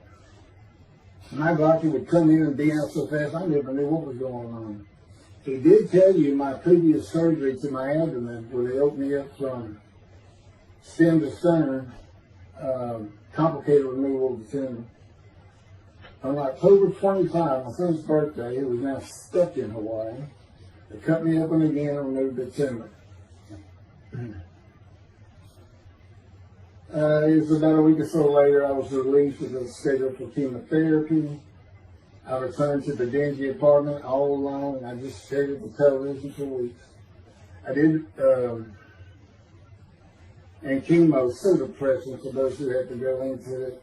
A small room with big chairs for about 20 people who all looked like death, including me. Everyone with an assortment of bags of chemo dripping into our arms for hours. It took about 8 hours before I really got sick from it. I had to park a long way to avoid paying for parking and drive a long way to the apartment. It was a very gloomy fall in winter. When I completed my chemo of once a week for 6 or 9 months, more tests were scheduled. I do not remember how many months the chemo lasted. I do remember I did not finish, missing the last 3 sessions. At the end, I could not get out of the door without bursting into tears and just not going. It just wore me down to nothing. On the right side, it was my goal. I had my own apartment called the Loft. It was brand new and very nice on a bayou close to downtown Houston with a running trail alongside it and lots of woods near Memorial Park where I had been running a 3-mile circuit since high school. I returned to being called for follow-up tests, including x-rays on my chest, and the colon cancer had not returned then and to this day. The chest x-rays were another matter entirely. The doctor told me he had bad news and showed me the x-rays telling me the white spots I was seeing was cancer. They were everywhere. Lungs full of cancer, he said, at a stage I could not be treated with any success. My dad was with me, and I asked the doctor, what does that mean? And when he said, you need to prepare for death, the look on my father's face was so sad and hurt at the same time I'll never forget. And we've been through some tough things in this house. Every house we've been in. He didn't affect me one bit. I did not feel anything. I was too deep down from the chemotherapy repair I did. God tells me I had a lot to do with that. And in fact, I just, no matter what they said, I didn't think I was going to die. But I didn't know that. I just wasn't having that conscious thought. And that's what he had a lot to do with it. And of course, he hadn't spoken to me yet. I had never seen a doctor for cancer or any other ailment since that day. I had to get Justin home was all I thought about. But I needed money. I found an old client that needed a title pin for a drill site well. I struggled through that and got my boy back to Houston. And it was tough. I was so weak. And it had been so long since I really had done any title work. And just going to pick the work up and visiting with the client was the major to-do for me. But we got there and I got Justin home and he went to live with some childhood friends. This is now 2002 and going into 2003. I just walked all over the running trails in the 3-mile loop at Memorial Park and in the woods day after day. I didn't think about dying, but I did start. But I did not think about suicide in my law practice either. I watched a lot of television and played video games. I watched the Tour de France for the first time and got inspiration from Lance Armstrong. I was still alive though, and the funny thing was my lungs never bothered me. I was never sick. It's because God had already removed it. After I got the news I was dying of lung cancer, he took them from me. That's what he tells me. And I don't have any symptoms. Well, you'll see right here, in 2005, I picked up some title work here and there and made an office out of my loft. I bought my first motorcycle, soft-tailed lowrider Harley Davidson. First time in many years I was happy. I love riding that bike. In 2006, I did some landman work for standard day wages and began dieting and running.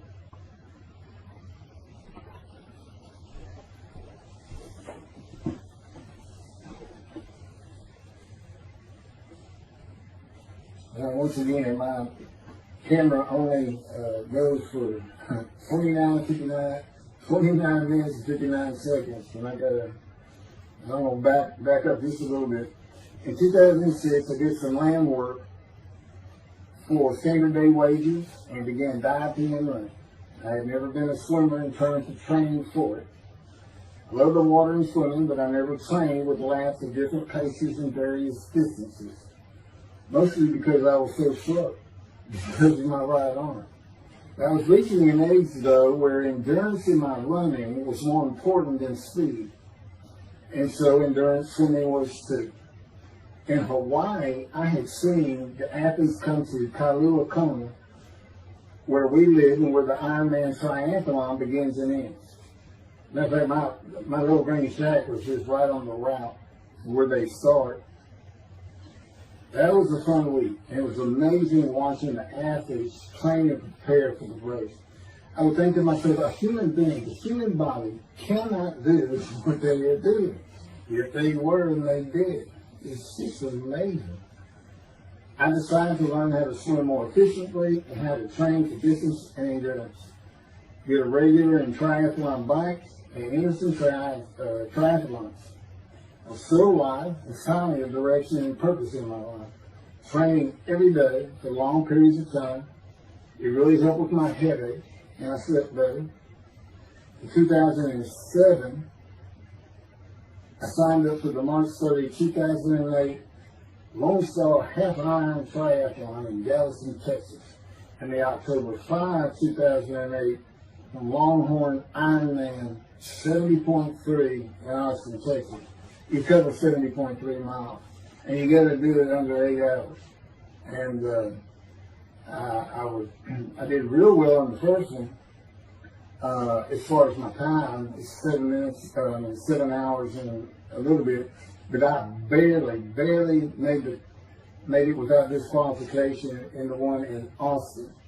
And it was primarily because of the hills. It's this very hilly area in central Texas, I did. But I did make it, and swore I'd never do another one. But I did that after the first one too. It's tough. My insurance is still paying for my inability to work, primarily based on the headaches and a diagnosis of PTSD. So I was not working, and I got real serious and trained to swim the 1.2 miles in the ocean, and that would be in Galveston and in a lake in Austin. 56 miles on the bike and a half marathon, 13.1 mile run. That's what I was able to do with a diagnosis in 2001 of lung cancer that could not even be treated, stage 4. And that's just about impossible. It would take a miracle of God for that to happen, because generally you're going to die within 1 year. They say if you get lucky with good medical treatment, you might make 5 years. But 1 year is standard, if you can make it that long. That's my proof that I offered myself to guilt for God. Because you can't, it's not something provable. All you can do is see the result of that offer. And again, guilt and emotion. I got voice videos and everything to get too detailed on it. But that is the proof. You know, I got the colon cancer 20 years ago when the plane hit New York. And it's but that was 2009. No. Too many things go through my mind when I start thinking about those cancer years. But God, He removed it. He had something for me to do, but that's verse 10. God chose to question what was thee. And as I've mentioned, the reason He chose that is to show that I was blemished. The fact that could not possibly be an offer for sacrifice, because He knew what the Gentiles were going to do. They were going to put an unblemished lamb in there and call the Jewish people's Bible their own, and use the laws of Leviticus, not unlike Mr. Toby the Singer and his 6 million blemished lamb sacrifice by Hitler, the righteous servant of God. How that seems to read. He's welcome to respond any way he wants to do that. But it's on the video, it's in the book, it's in quotes by him from his midrash, from his site, and he said, share this with everybody. Everybody can take it. Just share how great my knowledge is. Well, it's lacking in some areas. We don't question he's an intelligent man, but his reasoning capabilities, in my opinion, at least it's Isaiah 53, are severely wanting. I am that man. And God's going to give Christians hell with it and with me. Just like I just heard this for the first time on the video. When all of a sudden he had me say that Jesus announced he wasn't the man of Isaiah 53 on the cross. When he said, Father, Father, Father, why are you forsaking me? Because he was about to die. In Isaiah 53, who he thought he was, and he's not, he didn't fit the verses, but he thought he was supposed to be exposed to death, but given long life. So boldly he goes into the Roman Jerusalem and gets himself taken up. He's not worthy. Delusional, yeah, maybe, but as far as I'm concerned, he's nothing but a story. He never existed. And the story starts with the ascendance of the Red Sea Scrolls and the teacher of righteousness. Real quick, I'll go over that. Here's the thing.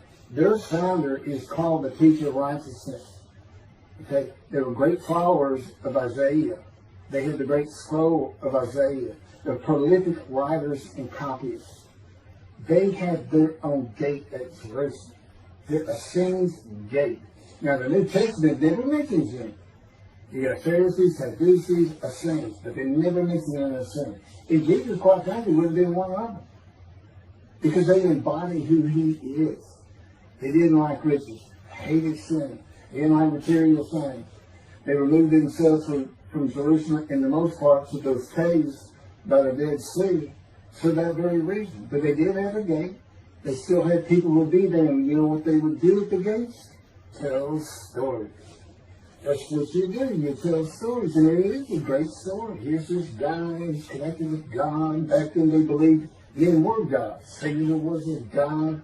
Over in Egypt you had the same thing going on. It's common thought that men could be gods. And this story just springs up. And they didn't even question. They'd have gone and questioned it. I mean, they're sitting right front and center in Jerusalem. You think they didn't hear about this man walking on water, raising the dead, feeding 5,000 with 2 fish and 5 loaves, turning water to wine? That alone, Rome would have said, Caesar would have said, he does what? He turns water to wine. Bring him to me. Don't touch a hair on his head. You don't kill the man who turns water to wine. You send him out with your arms. Make your men happy. It's there's so many ridiculous aspects to it. Most particularly, God performed a human sacrifice for the sinning Gentiles. He's left the sinning Jews for the sinning Gentiles. But he gives them an out, these Gentiles, not his son. He gives them an out. I know, I'm going to kill my son for you. So that you'll be forgiven of violating my commandments and laws. If anybody knows God, and the Jews do, and I know him like nobody's business, that's not him. That's not him. I mean, he told the Jews, I'm never going to leave you, but I will punish you. Now that's him. That's him. And he'll put you through hell just to make you a better person, a better people. And he has no plans to change it, man. He's not going to change the minds and the thinking of billions of people to make them love the Jew.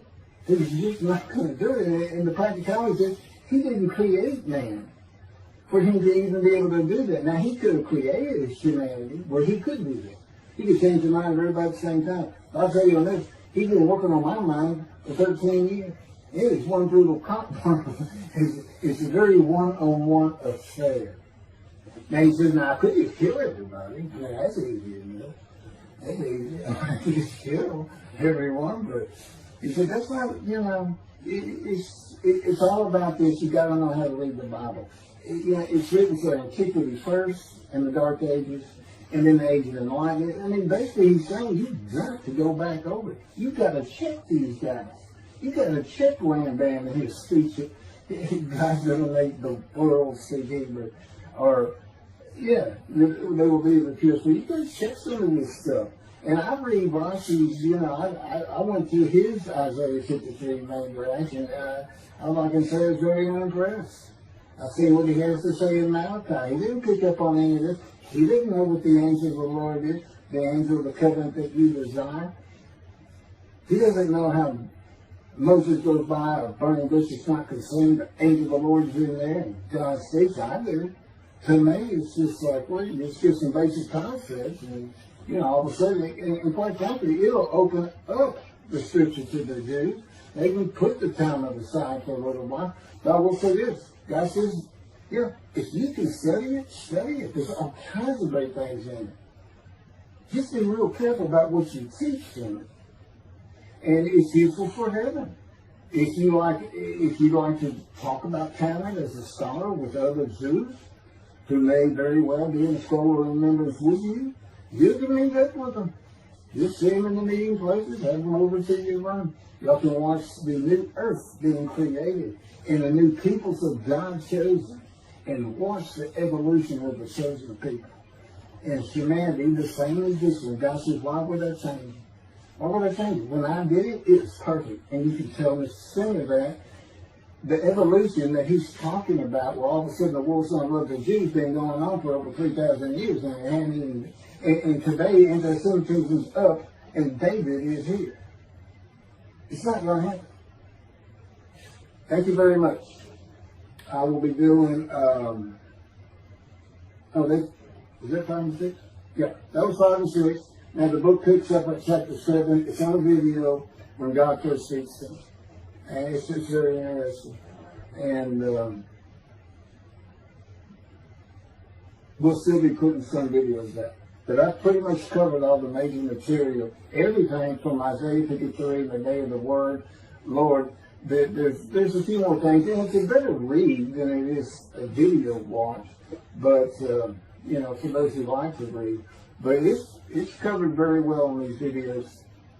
And now that I put in the personal part in, which is to show how I see Isaiah 53, and you see the difference in my life. Now, that's a life of suffering.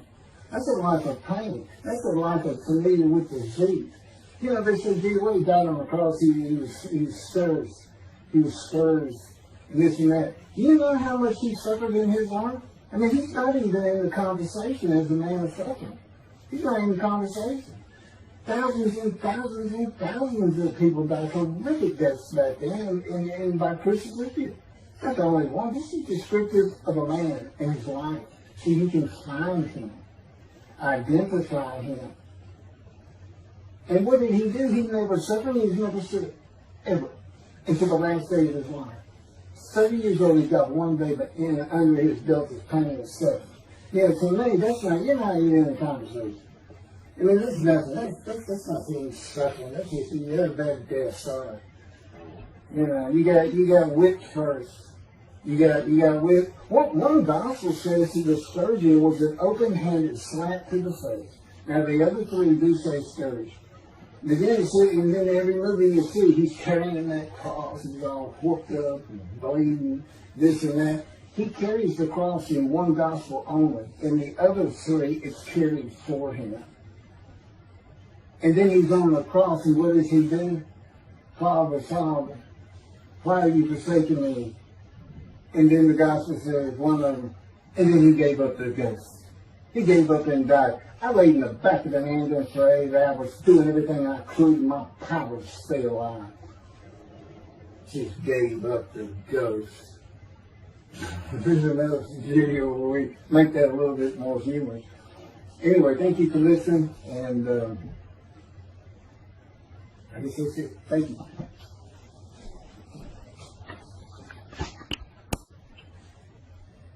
This is a video that leads into a brand new very distinct, not heard from before, commentary on Isaiah 53, which begins actually in Isaiah 52, is comprised of 7 videos I have put together in the last month or so. And I'm just putting them all together with a lead-in video explaining these things and why it's so new, novel, and has such a different view of the scripture from that which Judaism teaches regarding a Messianic era when David comes, the descendant of David. They often refer to him as King Moshiach. Moshiach means the anointed one. And you'll get the idea from the title of this video real quick. God speaks to an atheist. And it began like this.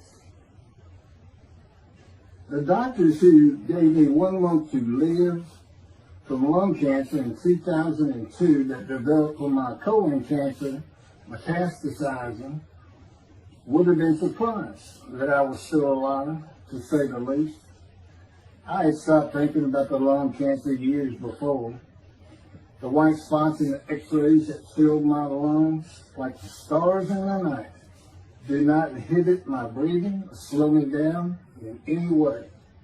At this point in time, I'm training for my first triathlon. And I didn't start small. I did a half Ironman. It's 1.2 miles swimming in an ocean, 55-mile bike ride, and half marathon, 13 miles. They call it the 90.3. One Saturday in the fall of 2007, I was cooking lunch in my small kitchen, post-divorce, and at the stove, when God said, from just a little behind me, as though somebody was speaking to me right here, and above my right shoulder, which is this figure, wash your hands. I turned around to the sink, washed my hands, and turned back to the stove. Now understand, I've been an atheist for 50 years. I mean, I completely denied the existence of God. And then from right here, a small, quiet voice, like an account they had with Elijah at the cave, said, wash your hands. And I simply turned around, washed my hands, and went back to the stove. I didn't say a word, and I didn't even keep thinking about it. I just did it. That was it. It was as though he had always been there. Just as to Adam.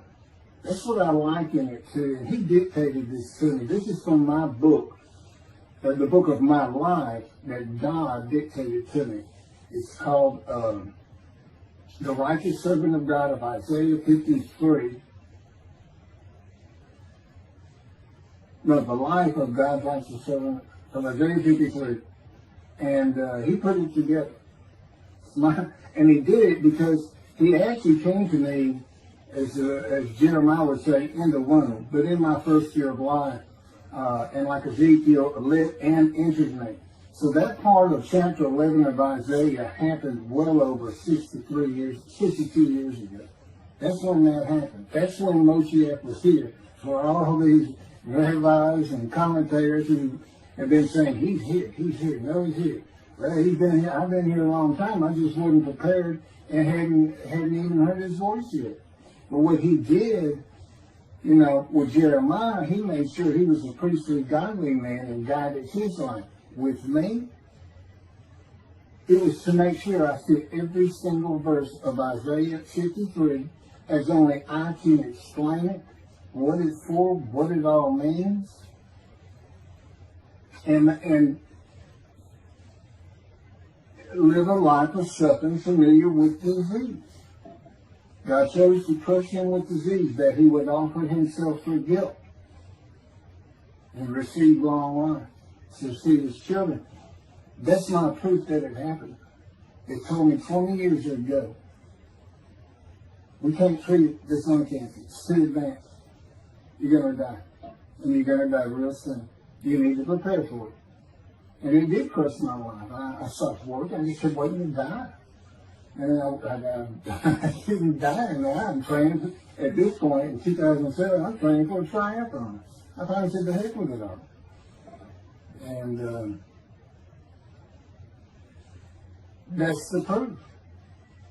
Crushed with disease, exposed to death, that's in verse 12, exposed to death, and here I am, 20 years later, still going. Haven't seen a doctor since. Never received any treatment, which is unheard of with lung cancer. And I had colon cancer before that, and I had skin cancer. I'm a man familiar with disease, that God chose to crush the disease, and these 7 videos put together as one. Obviously, I wouldn't ask or want, and I couldn't do it to listen to them all at one time. But I know you can mark your thoughts and everything.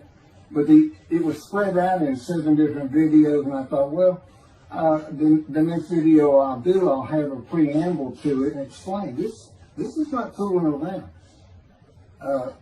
Once you learn my version, which comes from God, of when Moshiach comes, the day of the Lord, which is left out of the Messianic era. But if you ignore me, God says, as my role as Elijah, God says, when he does return to his temple suddenly, it's going to be with, and it's not there, it's going to be with utter destruction to the land. Okay, all this is explained, so I'm not going to keep going in detail and carry on with God first speaking to me, but it was as what Adam would have felt like. This is natural. I mean, to him, you know, having somebody speaking to him from above him, from up here, from within him, it's perfectly natural. And he wouldn't be falling down in reverence and I'm not worthy and all that. It would just be this person's always talking to him and telling him what to do. The fact that he doesn't see him wouldn't probably enter into his mind. This, you know, this is the natural order of the world for Adam and me, particularly today, 13 years later. Still in God's final refinement, preparing me, and now we have the books, the unpublished, Jewish publisher, Christian publisher. I dare not even send it to them. Because how harsh I am on Jesus Christ, who said he was the man of Isaiah 53, and it's because of him I had to get crushed with cancer. That's what that's all about. God doesn't have to crush you to make you offer yourself for guilt. He just seized Ezekiel and put him through the fire of refinement, the anguish of it, and sent him off to be a prophet to the Assyrian, Babylonian exile, of which he was one, actually. Ezekiel, the book of Ezekiel is the key to Isaiah 53. That's my backer. See, God, these videos, everything, the way where he put angel of his presence and Holy Spirit, that Judaism doesn't recognize. A host of the Lord's host. It's in the book of Joshua, one time. He did it so they wouldn't find it. He knew what this was going to be about. These are my priests. This is what it's all about. To set it up for me to be this controversial. You just got to take the Messianic era of Judaism and toss it out the window. And you'll understand why, when God has me explain it to you, he controls everything I do, think, and say. Finishing preparing lunch and ready to watch a Texas A&M football game, I headed to the living room, and God said, "Get a napkin." I turned back to the kitchen and got a paper towel. Sitting on the couch from about the same place. Sitting on the couch with the television on and my plate in my lap, God said, "Get your TV tray." I got up, set my TV tray in front of me, and placed my plate on it, began eating and watching the game. That night, I was in bed reading a book. From the doorway, God said, "Tomorrow we're going to Bed Bath & Beyond, the store, to buy a shower curtain, sheets, pillowcases, and shopping journals for things that you need." I said, "Okay." and continue reading my book. That's God's spoke to an atheist. That's how it started. We call it the early years now. Talk about it. It was so different from the way things are and all the same in the same breath.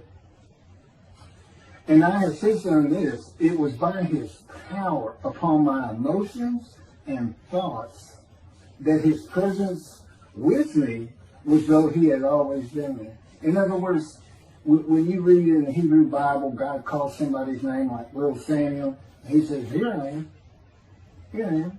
Now there's some accounts of people falling to the ground, but he can put a silent knowing to you. He can put knowledge within you, your mind, where you never hear a word from it. In other words, put into your mind the God of all creation is about to speak to you. And he doesn't have to say, stay calm. He controls emotions.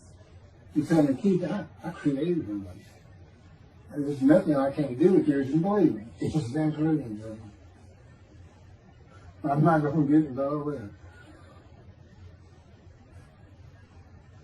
This story goes on. It turns out he had been like Jeremiah from the womb, and he passed by that.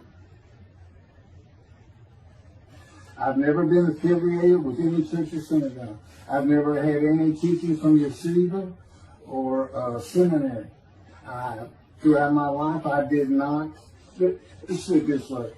I was the actual opposite of Jesus Christ. Actual opposite. I'm a sinner. You know, I mean, he took me back. He said, look. Yeah, because I said, well, I wasn't that bad of a sinner. I was. He said, still it. Still, he go off in vision like the story of Scrooge and the Ghost of Christmas Past. I'm so getting smart with him. This is just talking friend to friend. I can talk to him like he's just a buddy sometimes. There is a line I know not to cross. I said, why would you call that a sin? Why is that a sin? He said, keep it a sin. You lied. I said, you did do it. If I didn't lie, I was going to jail. He said, but that don't make it good. I said, well, which comes first? Going to saving yourself? Or lying and so what? I didn't believe in you anyway. I wasn't worried about going to hell either. I didn't think about this thing. He said to me, man, I didn't let you. This is why I was with you from the get-go. He wanted me to be fresh. No preordained, settled in thoughts and beliefs on anything. Of course, I grew up in Texas for the most part, so it would have been Christianity. I didn't associate with anybody who was religious. I didn't even know what the term Jesus meant. I didn't even know that Jesus died for my sins, supposedly, in their theology. And I didn't know that there was a problem between Judaism and Christianity. Jews and Christians, I didn't know that. I had plenty of Jewish friends. And, you know, I was in the late 60s, 70s. My formative went into my teen years, and you know, he treated everybody as an equal. I never thought about it, including African Americans, who in my day we just said black. I guess it doesn't go anymore, but they're great friends of all kinds. My best friend, I didn't even know he was Jewish until I saw him on Facebook 4 years later. So anyway, let me jump ahead.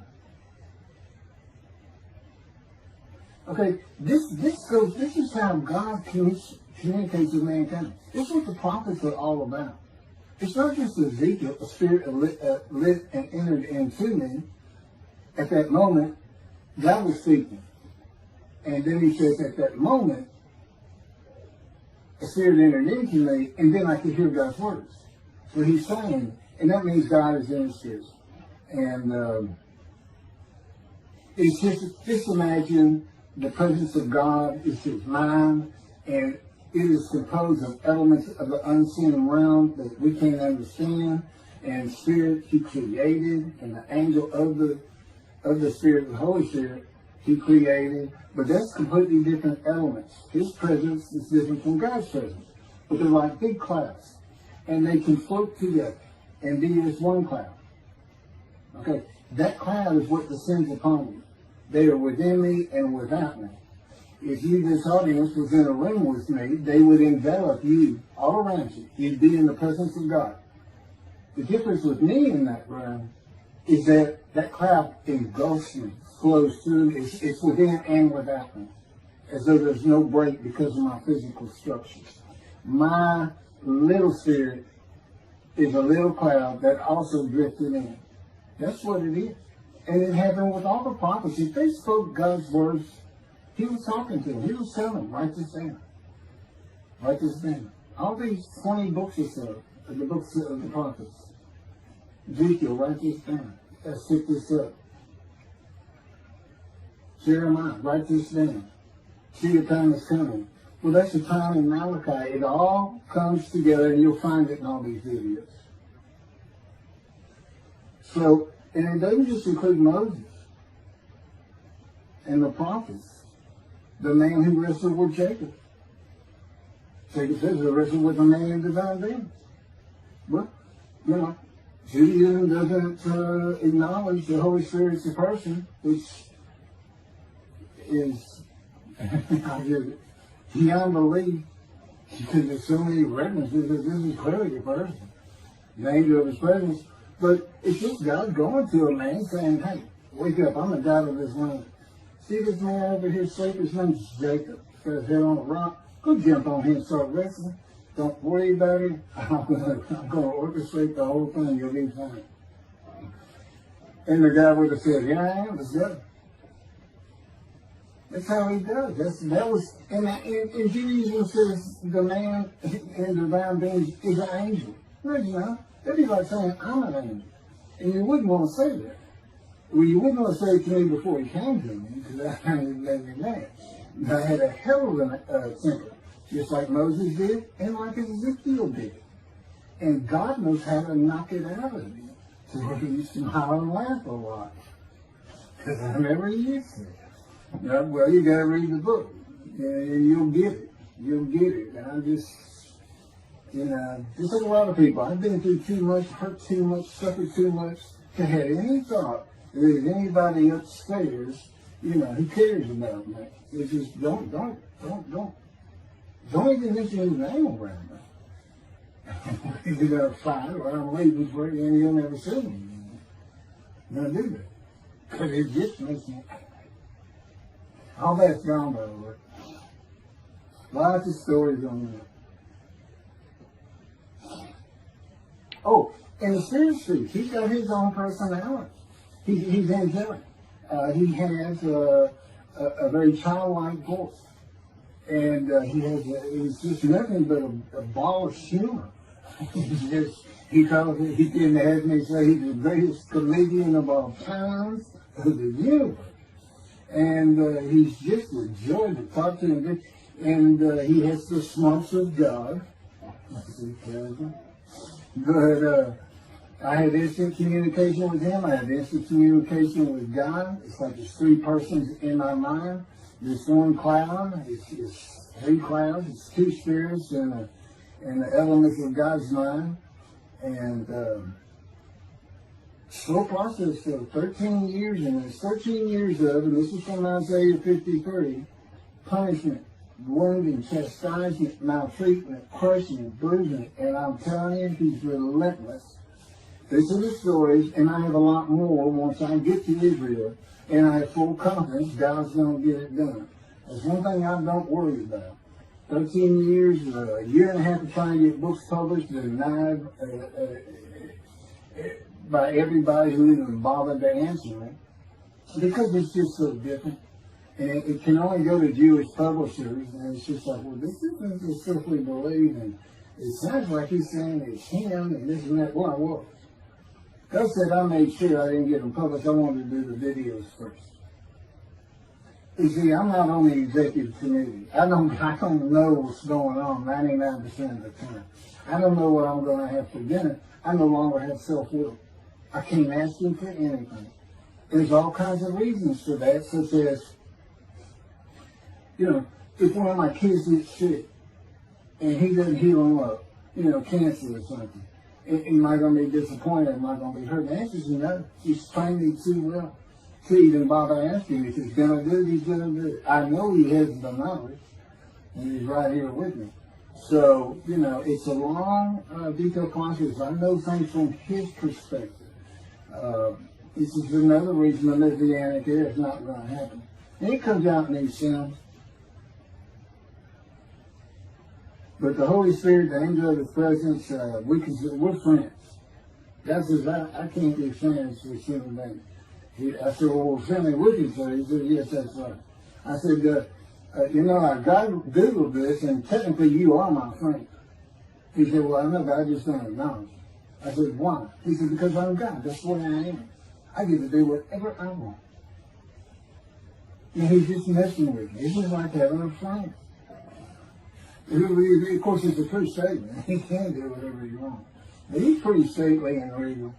But, again, we live together. I've lived with him for 13 years now. And it's never going to end until I die. I wouldn't even know what to do. He said, if I left you, you're going to fall down dead. You're not supposed to be alive. I keep you alive. So I took that cancer from you, but I just put it back in if you do something that you want to leave. I said, well, what am I going to do? No self-will. To an extent, no self-thought. And I'm telling him, I'm not even a human being anymore.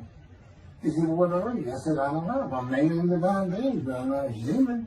I don't have self-will. That's what distinguishes a human being from an animal. He said, but I'm being a human for you. I'm providing you self-will. So you do, in a way, have it.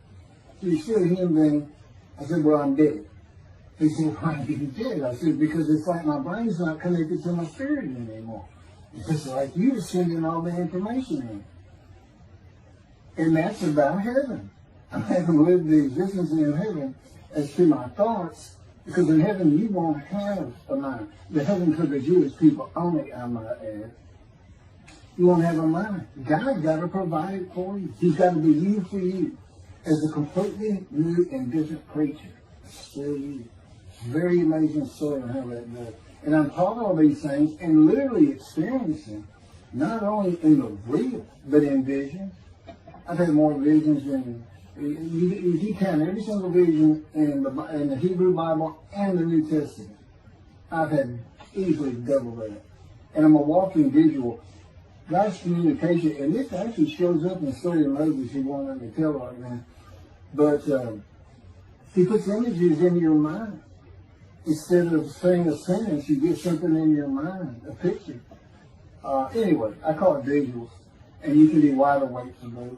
And I can be in vision wide awake. Okay, so we finished our shopping. You get shower curtains and everything. And God said, let's go to the bookstore and get you a Tanakh. To which I replied, well, what's the Tanakh? I didn't Hebrew Bible, okay. Well, I know the Holy Bible, the New Testament and Old Testament. And on we go. My son to learn for the first time.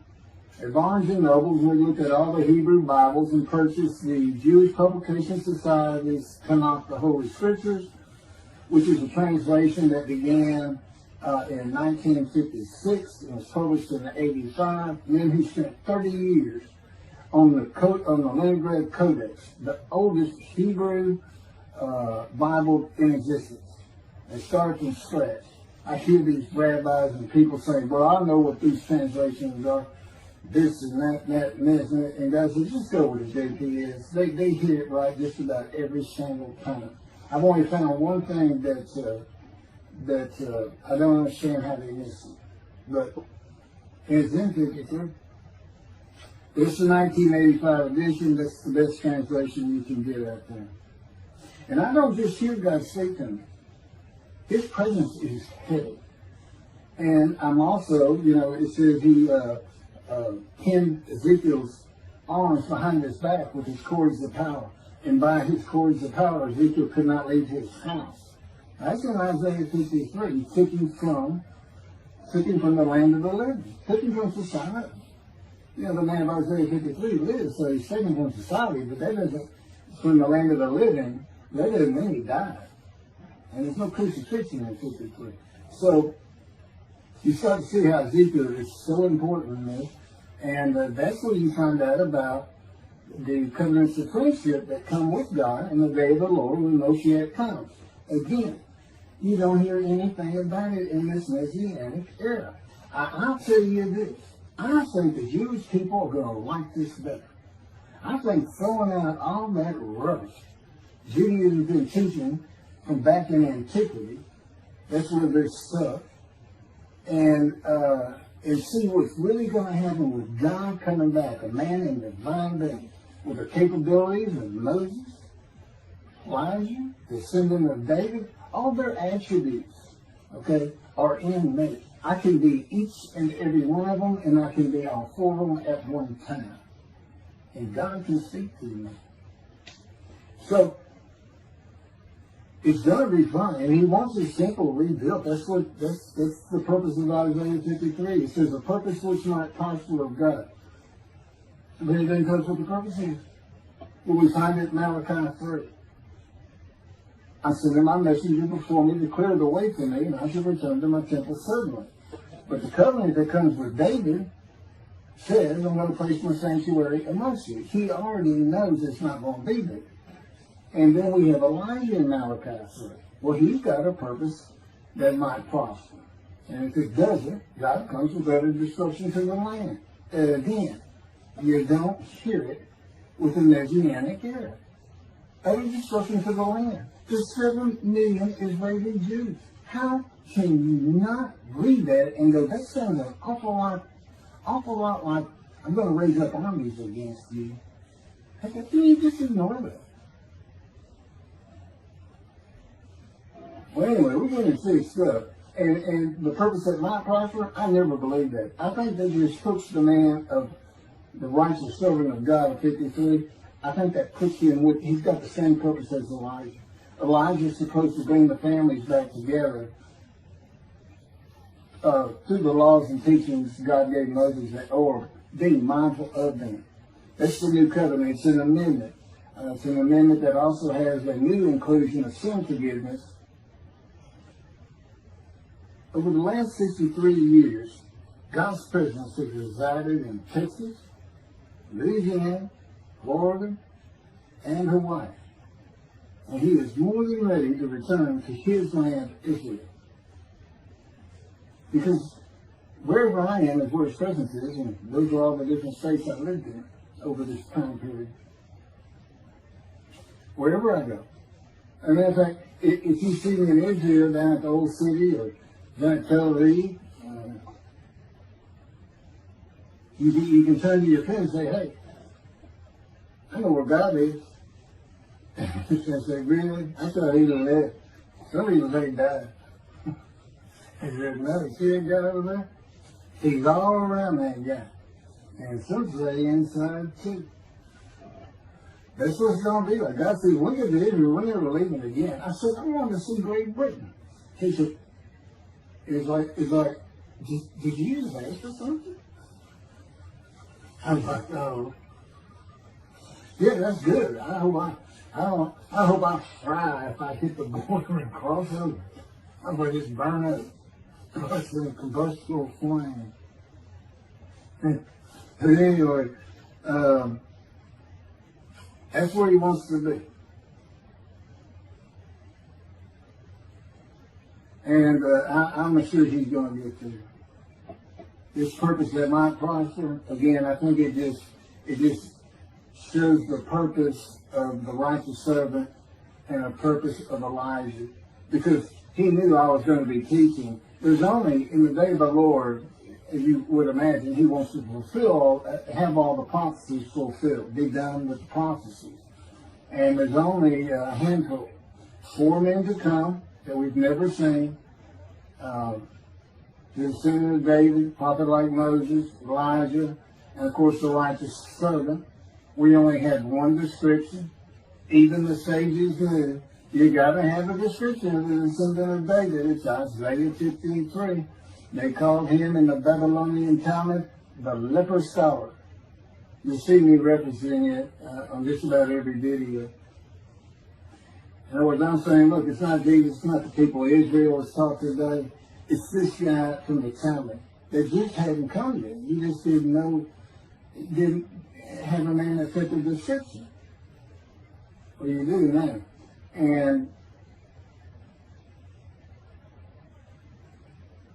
two covenants. The friendship covenant, which is actually in two parts, Ezekiel 34 and Ezekiel 37. One part of which is, I'm going to put my sanctuary amongst my people. And the other part, interesting enough, has to do with the land blooming again, which is Jeremiah 31. See, a time is coming, the land will bloom again. See, a time is coming, the cities after desolation of many years, 2,000 plus actually, will be restored and Jerusalem rebuilt. And the Jews shall never be defeated again. Okay, now we just talked about other discussion, likened to armies being raised. But here it is in this friendship covenant, in this, Jerusalem being rebuilt. If that's done, then you'll never be defeated again.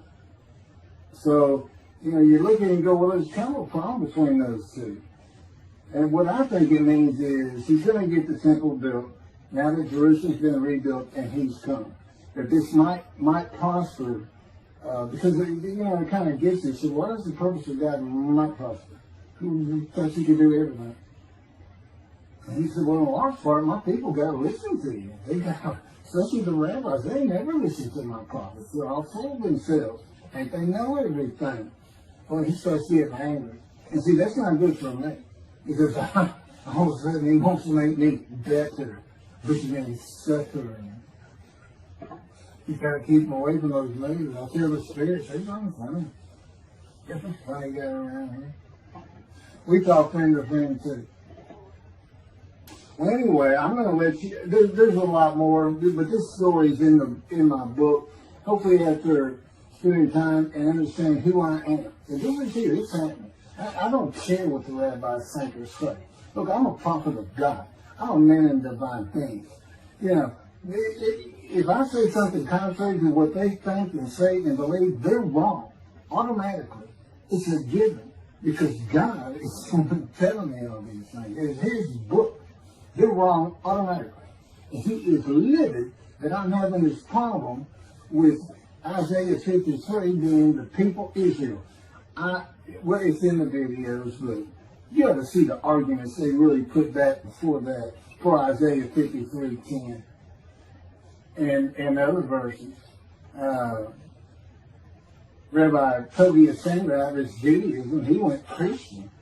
The Christians went to the laws of Leviticus, animal sacrificial laws, and said Jesus is the unblemished lamb. That's why, and they're using, Leviticus where you could offer a lamb and for unintentional sins, but nevertheless, they turned it into, he was a human sacrifice, which he says himself. He says, God no longer wants bulls and goats for sin. He prepares my body for sacrifice. He's really sacrifice, and God made the sacrifice to Gentiles so that they didn't have to obey his commandments and laws. From an atheist who comes in with no religious background, I read that and I look up face to face with God wherever he is that moment. And I say, you gotta be kidding me. People believe this? He said about 2 billion right now. So I'm not going to bother trying to tell you how many there's been in 2,000 years. God made a human sacrifice for me so I can go to heaven. And I can go kill somebody if I want to. I can go beat my wife and my kids. I said Jesus again. God was teaching me the New Testament, and this guy at one of these mega churches comes to me and says, if you do, he said, Jesus Christ, you're not just forgiven of all sins that you have committed. You're forgiven of every sin you're going to do in the future. I said, really? He said, yes, really. He said, Jesus knows you're going to do it, and he already forgave you. I said, what? Okay. So, if you're a Christian, you can just sin all the time, because Jesus knew you were going to do it. I haven't actually heard that taught, but that's it. Okay. This year in Jerusalem. Enjoy the books. Don't try to look at the video. Don't try to watch them all at one time. But what I did is I put them together for you in the order they should be. And I just thought it'd be easier. And we're kind of coming to the end of our videotaping for a little while, it seems like. Again, I'm not on the executive committee with God and His Spirit. I never really know what we're going to do next. And the books are at keithmccarty.wordpress.com. You can find that on my YouTube channel.